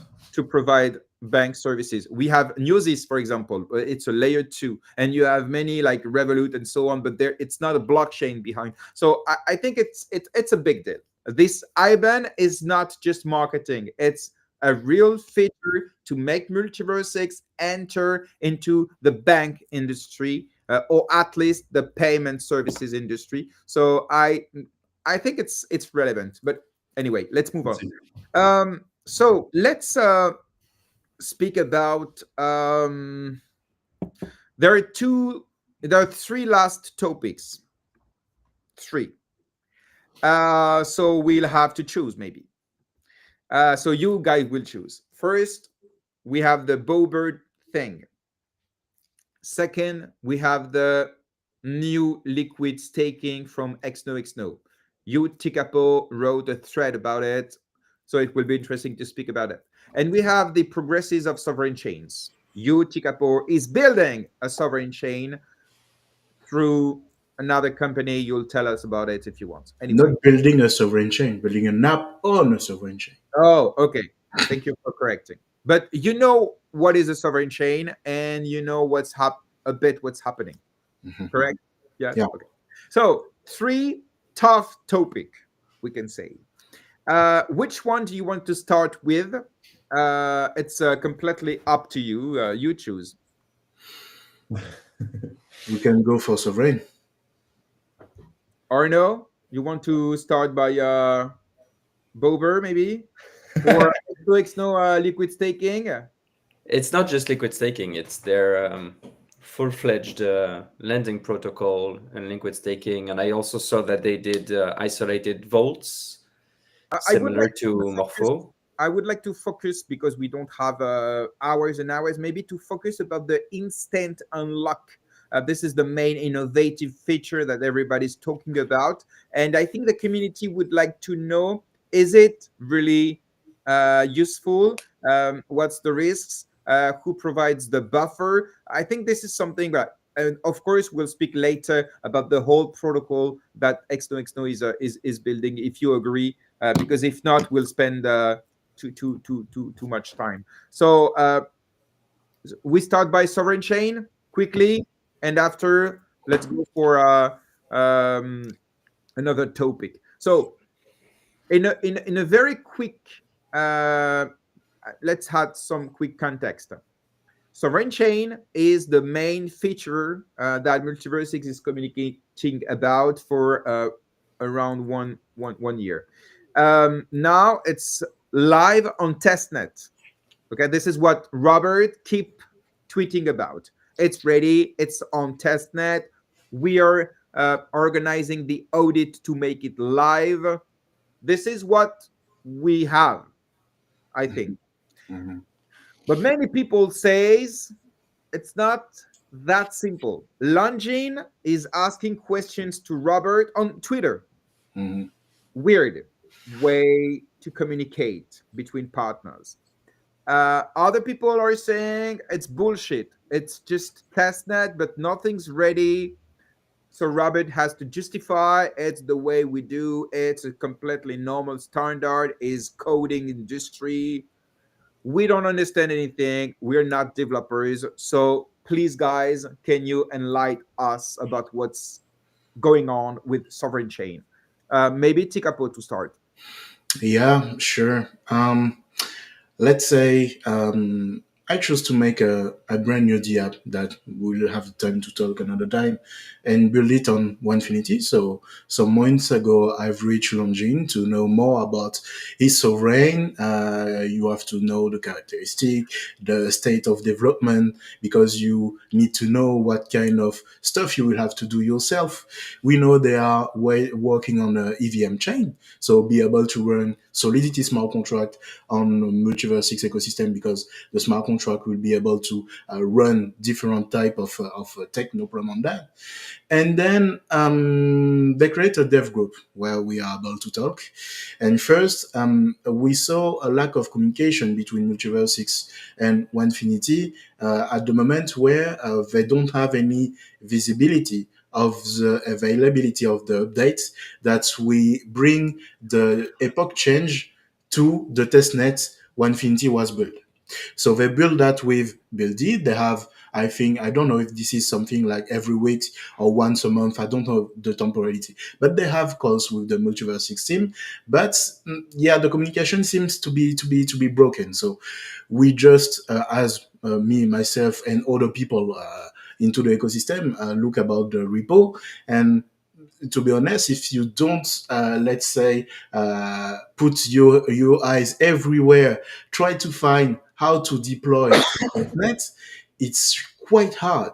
The fact that you can run it locally by some configuration, but to start to define and design an architecture for that and an ecosystem around it, it's quite complicated from the Git repository. That's why I'm not really, let's say, agree with the it's ready to go for a testnet. You need a team for that. You need someone who will be able to help you to run that and design it. That's the most important thing. I need design it. And around that, we can so don't you say the communication of Longin on Twitter and robots replying to him, and we seems that the communication is kind of broken, and that's a little bit weird because Longin is the only one staying to building a sovereign at the moment. If we bring back at the beginning of the idea of sovereign, the EVM one was the most important one, because this is where the liquidity is, and I will not do the let's say the success of if you already know what the ecosystem can afford and give to MultiversX. And now we have the impression that's not the priority anymore, and that's quite weird. Cyber go to Solana, Midas go on Ethereum, another go on Ethereum. They all have the possibility to build a sovereign, and they don't do it. And Longin is the only one standing on the side of MultiversX and pushing to release his sovereign. And now. If we rely on the word of Longin, he's done his part, so they are ready, but he will not publish a sovereign without an audit. That's relying on the MultiversX side. So MultiversX said this month the audit should be start. So waiting about an announcement about the start of the audits to be sure that it's a work in progress and not another announcement. That's the main priority, because if we don't have that, my biggest fear is that the only one builder trying to make a sovereign when you put more than 200K into it go into another ecosystem. That's the pain point for MultiversX. So we really want to have more clarity about that. We know the repo is public. We know everybody can fork it and start building on something on this machine, but what's really needed to start a sovereign right now, and how not expectedly the foundation, but how the team will be on the side of the project that choose to build a sovereign, how the implication will be. They said they do a lot of things. I'm sure they do. There was on the side of Onefinity at the beginning for that, but right now we can see a lot of let's say misunderstanding between the team, and we don't know why, and that's critic, I think, for this feature of MultiversX. If I Thank may, you very much for this first overview, Philippe. Yeah, no, to go in the direction. I mean, like, so the thing is, like, everything is open source and available on GitHub to everyone if you want to run your sovereign chain. So that's clear, that's fine. As a developer, I can see it, even if it's something complex to do, so it's fine. I think the problematic at the moment is like the entire infrastructure that is around. And for example, to make the link to the repo that I released last month, I think, when there was an API problem to deploy your own Elasticsearch with everything automatically connected either to mainnet or devnet, we need to have the tools that are capable to plug to sovereign chain. Yeah. So right now I start a sovereign chain. Let's say anything. I don't care. We don't care about the subject. What do I need? I need to deploy the Explorer. I need to deploy a wallet. I need to deploy like some possibility to have a notifier or anything like that. All the tools and all the resources that are provided for the mainnet, devnet, testnet at the moment need to accept another configuration that is a sovereign chain ID. And when you have that, you can just run it and the thing is connected to the chain. At the moment, it's not finished. This part is not finished. But I mean, you can run the sovereign chain, having all the stuff running, it's true, but then all the tools around that have been built by the foundation cannot be connected and deployed as easily as I would love to. And I think that's the problematic. So that means either you develop your own Explorer whatsoever dedicated to your sovereign chain that is capable to scan the token and do everything by itself, but then you don't want to put it public because it's your baby. You did it yourself. It's a lot of work. Let's be fair, it's a lot of work. While in fact, what we need is to maybe create, and that's the point that I discussed with Mihai, for example. We need to create, for example, tasks, like create a project on GitHub with tasks on the different repository to create activities on it, and that people can fix some issues. I mean, right now on the API provider, for example, I want to be able to configure a little more the granularity of my observer to just gather information that are important for me. Right now, you have to take the entire blockchain. It's working, but as a project that want to develop his product, I don't want that. I want something that I can configure. And right now, same with my template, for example, it's something that I want to make clear. The template, you can either choose mainnet, or ideally you choose a sovereign chain ID, and then the stuff is directly connected to the sovereign chain. But for that, you need to adapt the other tools. And much as just a quick question: do you think 50K is enough to motivate people to come and co-build? We can say co-build this infrastructure. So we can mention the tools that you're talking about, but also the audit, which we know are very expensive. So do you think the program, the grant program, is enough to attract people to build these sovereign chains? I see Tikapo is saying no with the head, maybe.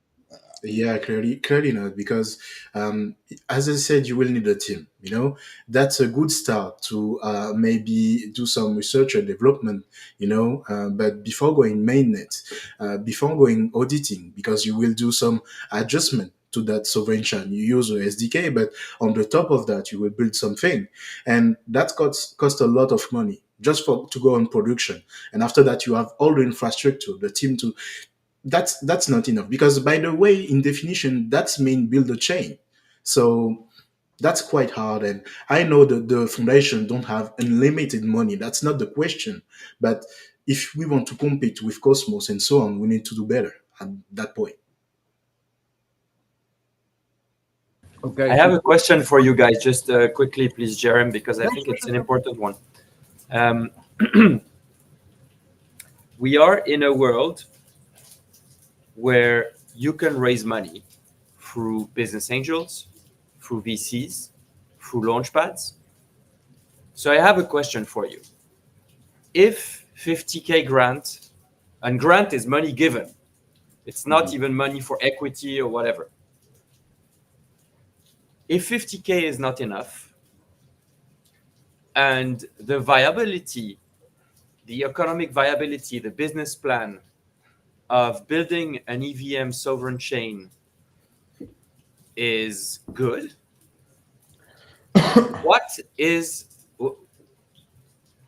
where is the problem in going to xLaunchpad, presenting the idea, the economic viability of the project, and raising 2 million. Where is, I mean, it's not like there aren't any resources. All the things that you said, technical wise, the documentation, the communication with the MultiversX team, all this is a reality. I can't deny this. But the resource part, we are in a world where you can share the risk if you're able to pitch the opportunity. Yeah. It's getting money from business angels, from VCs, from launchpads, etc., etc. I mean, a company like AI Nexus has just done it. We are lucky to have a launchpad on MultiversX that is very easy to access, to pitch, because there is a speed route to it. Yeah. So why isn't Onefinity Longin doing that? I don't know if he tried. Yeah, he don't try, but he have the proposition. He talk about this in his Telegram, and the only way to do it was to create a brand new token, and then leave that one, on the side. But he don't want to do it because he quite. Why do you have to create a brand new token? Pell Network is not creating a brand new token. That was the mandatory. That's the point. That's why he said, I can give you the 100%. That's we have a proof that it's not the case. But that's what he said. So I can tell you I see the paper, and that was So that's why, and I can understand it where he already start a lot of communication around it. People already early staking their token and then the NFT, etc. And if that was a real mandatory, I can understand his frustration and his no-go for a launchpad, 100%. Don't know if you want to add something. Yeah, and I don't think that it's something that needs to be resolved by project, but for example, like the script to run validator nodes should be the same that you run on mainnet, devnet, testnet, or any sovereign chain. Because I don't want, me as a validator, for example, I don't want to have like 500 scripts running differently. I just want to have a configuration file that depends. That's the point of interoperability. But we use the same set of tools, and I don't want to start to see 1,100 like different kind of deployment script that are some of them not maintained, badly maintained, not following the updates whatsoever. Mm-hmm. We need to have something that is reusable for the entire ecosystem. Unfortunately, that's either go through the foundation, or you need to have an actor that the foundation are putting forward with tools that can be reused, and you found this stuff. But should not be dedicated to one project for that. I give you one example after we switch subject because we will run out of time. But for example, I'm a little annoyed at the moment that I still see the name Elrond in a lot of repositories. That's something that for me is really painful because we need to change that. So that means when you run nodes today, you have folders that are called Elrond utils, Elrond nodes, and that should change. I understand that they want to still be working with the old version, but they need to put something in place to get rid of that. And without that, I don't see the step further for sovereign chain like that. Concretely, I am not a developer, so I don't have a technical tech. Everybody knows about it. But intuitively, I would say that normally, like the Cosmos SDK, for example, the foundation builds all the infrastructure, a complete SDK. It's live, it's audited, it's full, it's complete. And after you launch the grant program to attract project and to co-build with them the specific sovereign chains, there they decided to communicate about sovereign chains, to build it progressively. After it was about co-building, co-audited, and so on. The truth is, builders, in my opinion, don't have time to build such infrastructure. And maybe, but tell me, Tikapo, if what I'm saying is relevant. Maybe it's not. Longin is ready to invest in his sovereign chain. But by co-building the infrastructure with the core team, basically he is building the infrastructure for all the next sovereign chains. And so he says, okay, I will put my money to build something that other builders will use. It's not my job, it's the foundation job to build this layer, this first layer on which builders will be able to build on. So is it relevant or is it inappropriate? Just let me know. I think on the part that he already invest a lot of money of his personal money on it to get the status at the moment of his own sovereign, but at the end of the day, he will be able to. He will be forced, let's say that, to be aligned with MultiversX to arrive to a version of the SDK that will be common to everybody want to build a sovereign. So the base of the code will be the same for everyone, and then the people that will build on the top of that will have their let's say custom sovereign, but he have his specificity, he co-build with the MultiversX team. Then when they will release the audited SDK, that will be a, let's say, a v1 of it, and after that the customization will continue to happen. Yeah, but the thing is, the builder need to build the proof of concept. So At the moment, yeah. This is weird. Just they need to define their needs. The thing, I think also the foundation need to understand that they cannot. I mean, the sovereign chain opens so many doors at the end, but you cannot create a repository that will be able to tackle all the possibility at first. Like say you will have different versions, you will have an evolution over the time, depending on the need, depending on the evolution of the protocol itself, blah, blah, blah, blah, blah, blah. But the thing is like, that's true that at the moment, if it's the case that they ask Logion to do it by himself and put it open source, that's something that need to be incentivized. I mean, somehow. Okay. But you cannot ask them to, they can build it by their own, do it on their corner, but they know exactly that in 6 months the foundation will and should, I mean, if they don't, that would be a problem. They need to release their own, so why should I do it on my own repository? Same with my template. Right now, if tomorrow they decide to do a template, mine go back in the dust. That doesn't make sense. To deliver a first version, people can get it, can use it, and after you can iterate. But the thing is, they did not deliver anything, just words.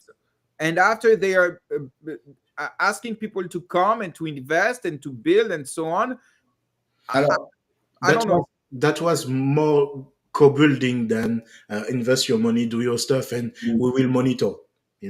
And that's why, you're right on the fact that for this proof of concept, they need an entrepreneur to take the risk, build it with them.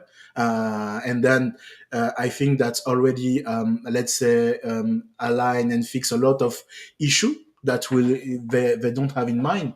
And now, they will arrive soon at V1 or V0, call it one as you want. That will be the basement of the SDK, and then everybody will be able to build on the top of it. But they are building the foundation in co-development at the moment.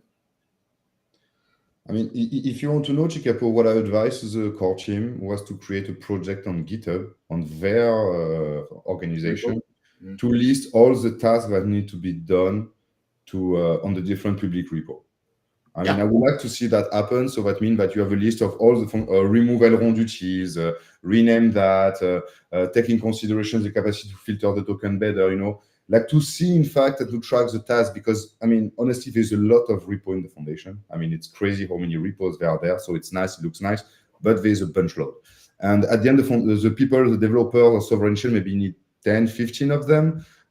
So at the end, it would be better to regroup them in terms of, okay, I want to build a sovereign chain, or I want to build an NFT solution, or I want to build DeFi, and in fact, to regroup the different tasks and the different requirements that are in the foundation. Okay. I mean, for example, if the discussion between Logion and the core team would be public, saying we need that, we need that, we need that, even myself, I could jump on some tasks and tackle them. Right now, I have no idea what they are doing. Yeah. So I'm happy that Logan put that on Twitter because I can start to see what they are needed, what is required. My stuff with the API, maybe I can improve it faster for the sovereign chain. I mean, after but again, you always need incentive. Me, I don't have my own sovereign chain, even if I'm planning on some stuff and I'm designing some crap. At the end, the tools are not ready yet to bootstrap, and I don't want to do it on my own. I prefer to do it for the community. Okay, thank you guys. Let's move on to the next topic. We have the choice.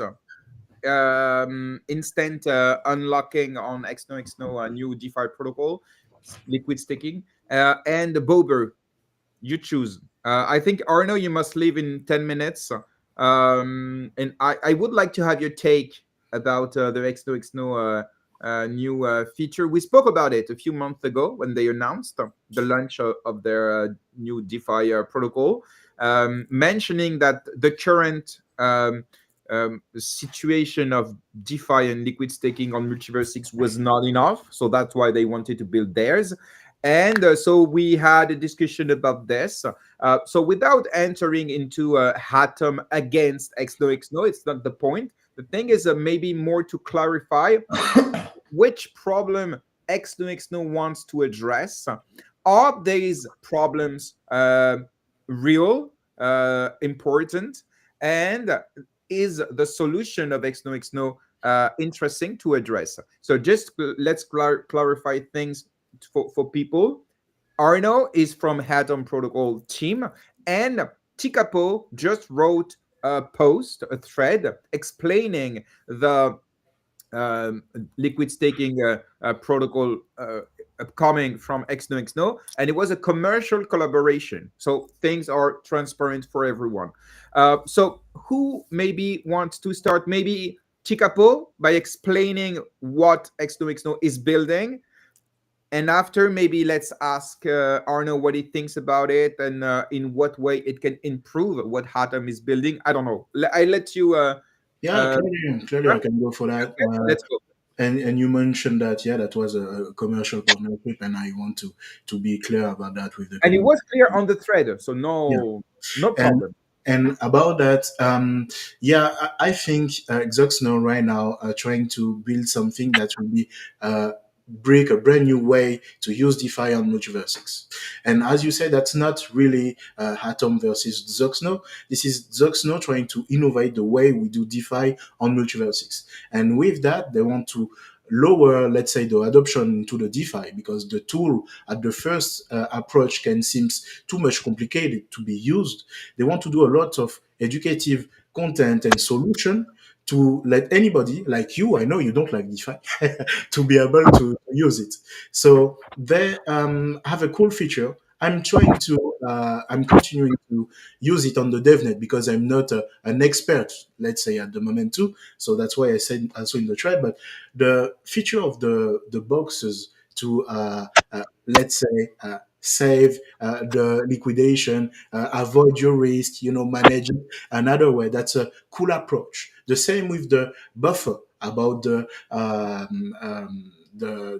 staking provider that will be able to be onboarded into that and share the risk with all the staking providers. Let's go clear. Can you explain what brings new XOXNO? What's the innovative features? You don't have to wait 10 days to, let's say, undelegate your liquidity. So that's Okay. the main key point.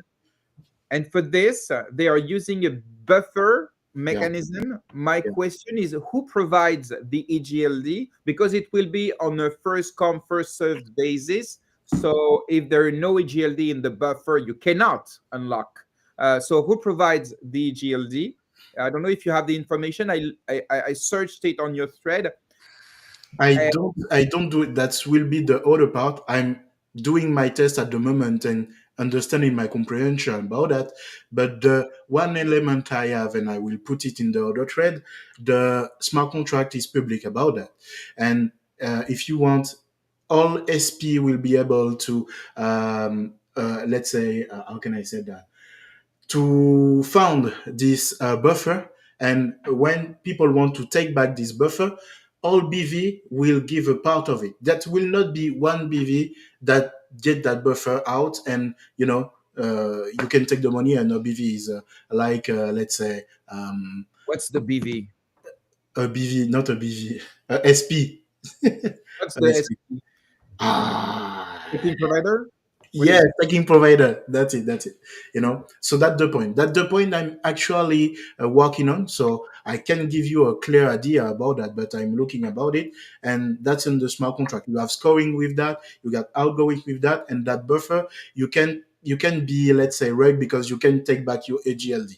So that's the point. But yeah, right now I can tell you it for that. Okay. GRM, if Yeah, I go ahead. may, because I know that with Atom, it is a feature that we have looked into. So basically, there's no magic here. Imagine that you have a pool where people who want to stake, to liquid stake, and people who want to unstake. If there is 1-for-1, there is a swap, basically. If there is not 1-for-1, you have to wait 10 days. It's clear. But my question is, who provides the EGLD in Other the users, other and people using the protocol. and they are incentivized. They have yield on this EGLD that is put in the buffer. It's not. If let's say you have liquid staked EGLD that you want to unstake. Okay. So you ask on XOXNO, you say, I want to unstake. Let's say I want to stake, to liquid stake. Then if we have the same amount, we just swap, but there's no yield. There's no incentive for this. But this is what is possible actually now on the DEX. You can swap the SEGLD for EGLD. It happens today on any DEX. Yes. So what's new on XOXNO? They are doing on the platform without a DEX. That's yes. You don't need DEX, yeah. But I have some. But what you say, GRM, is true. Sorry, Tikapo. If you have SEGLD and you want to get EGLD, if the liquidity in the pool SEGLD, EGLD is good enough, you exchange 1-for-1. yes. Otherwise, So in their case, it's not really a swap. It's like an OTC deal between one people who wants to unstake, etc. Okay. So is it more or less decentralized? Then what? But the two mechanisms with the DEX and without the DEX on the OTC, and which one is the most decentralized, the most secure? It's the same? The most secure. I have no clue. I mean, for this, you need okay. It's smart contracts. So on a DEX, it is a liquidity pair. Okay. You're swapping one asset for another. The benefit from what XOXNO is building, as far as I understand, correct me, of course, if needed, is there will be no slippage because it's OTC. But of course, it will be possible as long as you have enough EGLD in the buffer. Yeah, it's the same that we said earlier. If everyone wants to take his EGLD at the same time, you have to wait. So same result at the end. And I didn't dig enough, so I will not take position. But for what I understand, that means on Atom you can sell it on the market and lose a little because the demand. It's just regulated by the market itself. While here you can also do it on the market. That means that the pool will exist, I think. So you can also exchange it on the DEX, so that's fine. But the mechanism that is in place will be like when someone if people are waiting for out, in fact, the EGLD is directly transferred to the one that was going out, and the ownership of the EGLD that are on the pool are swapped from one to another. That's how I get it. What is strange, I mean, and maybe Tikapo, you can answer that, is like, how do they plan to be with the fact that you can migrate your stack from one stacking provider to another? So that should come in the soon. So they have something. Finish. Yeah, and because as they will have their own smart contract, so either they will deploy a pool on the back to use these functionalities, or do you have, or do you just ignore this thing? What I know at the moment, I make a little bullet points. I don't have all the info, but I have something interesting. You write it there. Like the validator list is a top 60 multiverse validator. So this is not a non-picking list. So everybody have a chance for that. And each time a user stake their EGLD, this amount will be distributed to all the 60 validators and not randomly given to a single one. So the same for staking. The unstaked amount came from the entire validator set and not from a single randomly chosen validator. Okay. So that XOXNO buffer, in fact, if we have that, that will guarantee immediate unstaking without a 10-day onboarding period for limited amount unstaked material. So all these validators will be able to finance it.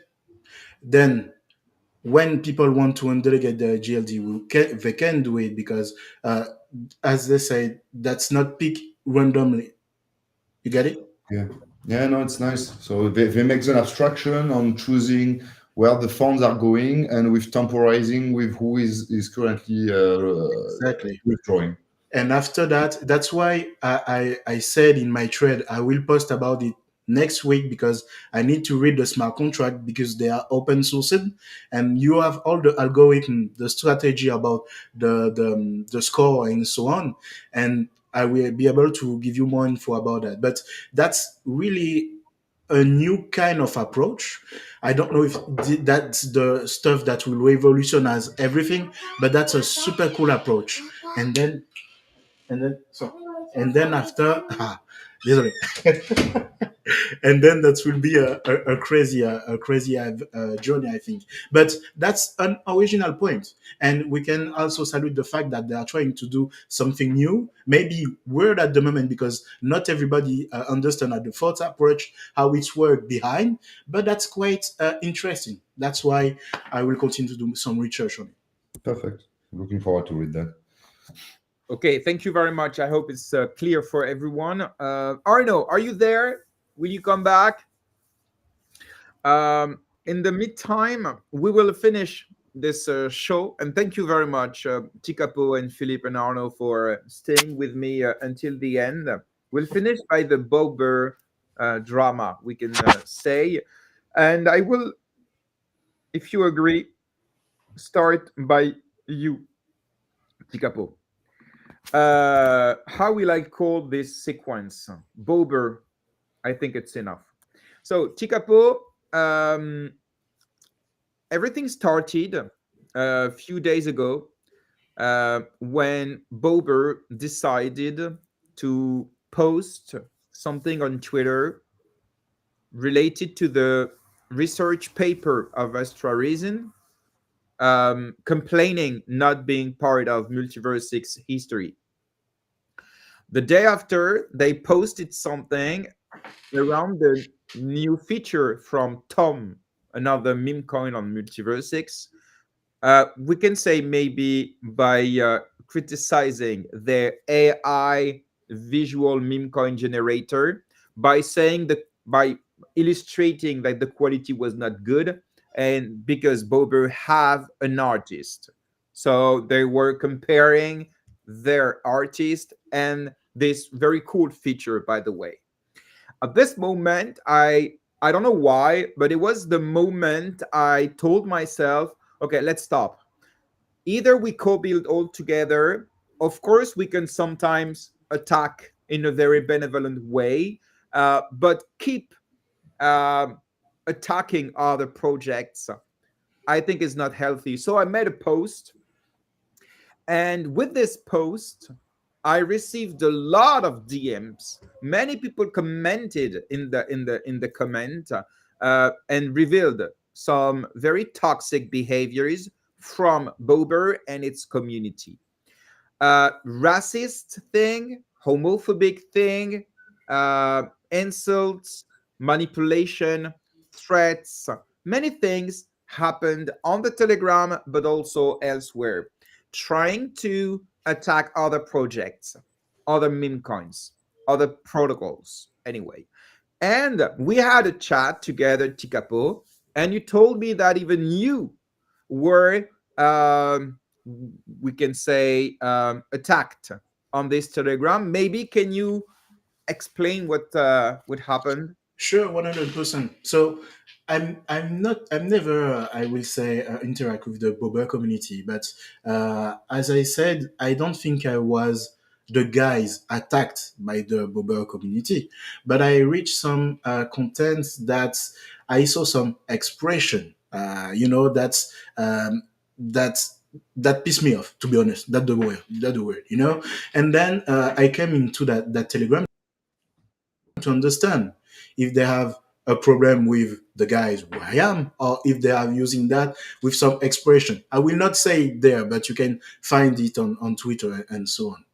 And then I don't see, let's say, personal attacks against me, but I think that's maybe a way to chat, a way to say stuff that's not in our mers. I don't know if this is the correct wording for English, but we don't have they talk about a French black guy, and into the multiverses community we don't have so much French guy, black guy coming in front and do some stuff, so yeah, in fact I thought that was me. But if the community have something against me, let's have a chat. I'm doing event where MultiversX came to me and give me your grief around me. I don't have any kind of problem with that. But I don't know if this is the mood of the community because they are trolls, because this is a meme coin, because this is a way of working. I don't know. But all this is something against me. I don't think so. Once again, I never interact with the community, but that's why I feel at the moment. So that was weird, and that's why I've write something on Twitter about that and joined the group. And as I said, after I joined the group, I don't see this, coming back because I was there. So I don't think it's against me, but if it's a way to chat, I clearly want that something change and maybe don't say that no more, because not about hurting people, that's about respect. And if you don't like what I do, you can don't like it. I don't have any problem with that, but don't attack people with that. Or if you want to do it, let's meet that people, send DM, come to them, and uh, uh, I don't know how to say it, but take your balls and do your stuff. Uh, That's it. you what you've been through is really tough, and you're a tough guy. You're like me. We're not pussies. I mean, we're having fun with all of this, but there's so many examples. I received so many screenshots from the Telegram, and you know what is, in my opinion, uh, bad is not the behavior of the community, because you know what, you don't always choose your community, and you cannot prevent people from saying things. So you know what, it's part of the game when you have a Telegram group or a Discord or anything. But the problems comes from the community manager of Bober on the Telegram, which don't moderate, don't ban people after these takes, sexisms, racism, homophobic, and so on. You know what? Even the founder of Bober replied to me in a comment, but he blocked me, so I can't reply. But anyway, it's just one more people that blocked me for nothing. And he said, "You're too broke to be relevant in something." So even poor people are not. Yes, I'm poor because of NFTs sold on XOXNO marketplace. Anyway, so even poor people are not welcome. So French people, they don't like them. Poor people, they don't like them. People that suck dicks, they don't like them. I'm just quoting what they wrote. Um, so it's toxic, and I think Bober should maybe do something to keep their fun and healthy image they want to get. And there is a second thing. It's the support from MultiversX core team. We had a chat with Robert, and I told him in a very benevolent way, guys, be careful, because you supported the project from the beginning. You changed your PFP. You mentioned Bober so many times. You wore their T-shirts. I don't have the list, but it's huge. Anyway, be careful. If Bober got bad image, racism, sexism, homophobia, and so on, it will be too late for you to say we have nothing to do with it. So be careful. And of course, Robert said, no, we are not related to Bober. We never supported them, and so on. Okay. He even posted something very funny. He said, you know what? No, I can mention many people from the core team that never interacted with Bober. And I said, I'm so happy that people Over 300 people, I hope. no, but it's a known people and we don't care. We are, of course, speaking about the known people from the core team. Anyway, it's not an attack to MultiversX core team because I am sure deep inside that they just wanted to impulse something with meme coin. They wanted to accompany this trend on MultiversX. And why not? Even though I was the first to criticize it at the beginning, but anyway. But the thing is now the community is becoming unhealthy, maybe a little deviant. Yeah, be careful because it could hurt the core team. I think you got it. So we will not speak about Mihai, XOXNO, and so on because everything is related.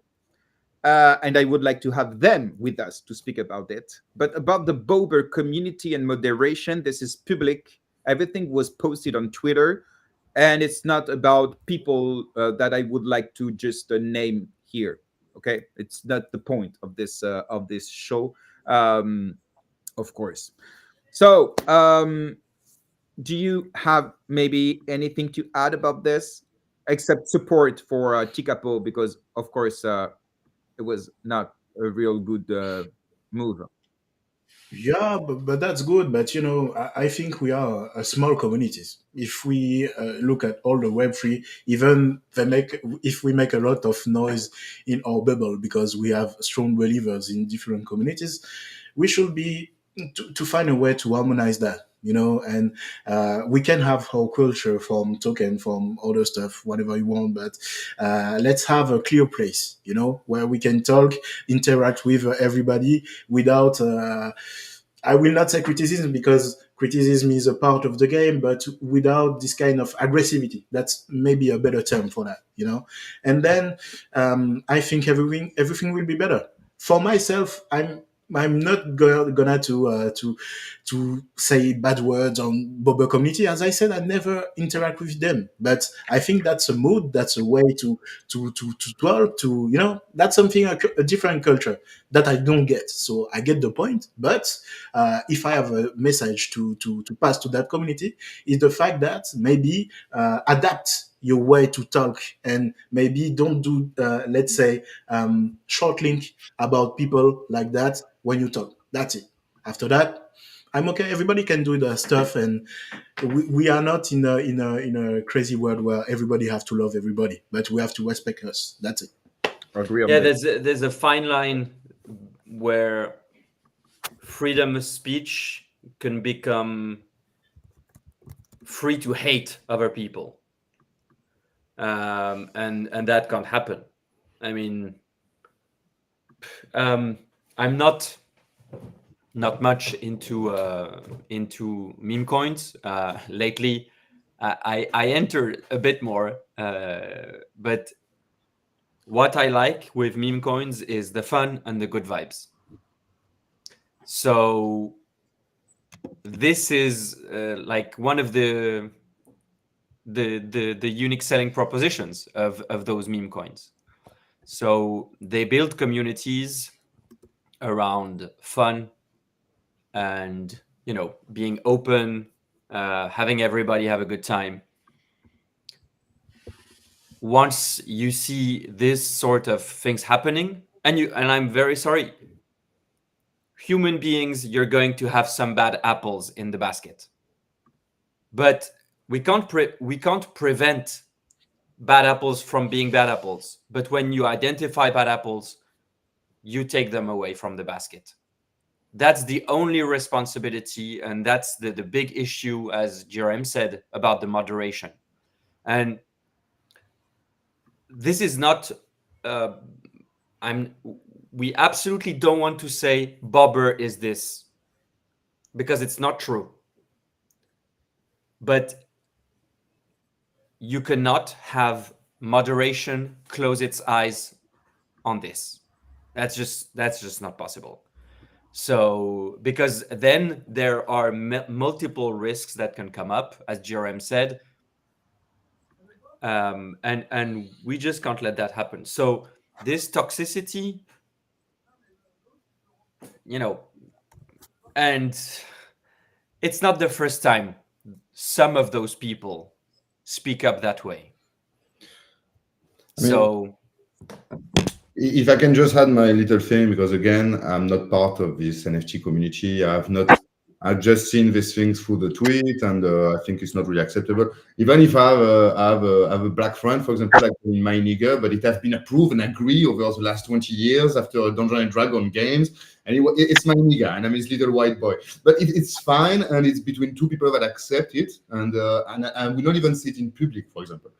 But the thing is like, I mean, if we need to kick the people out, because I have nothing against attacking other project. I have nothing against being a little annoying and whatsoever, because that's also how you make talk about the project and all these things. But that's a line that I think should be crossed. And what I didn't like, to be honest, is the fact that they didn't say, "Oh no, you're right. That's wrong. That should have not had happened. That should have not stayed there. Sorry for that."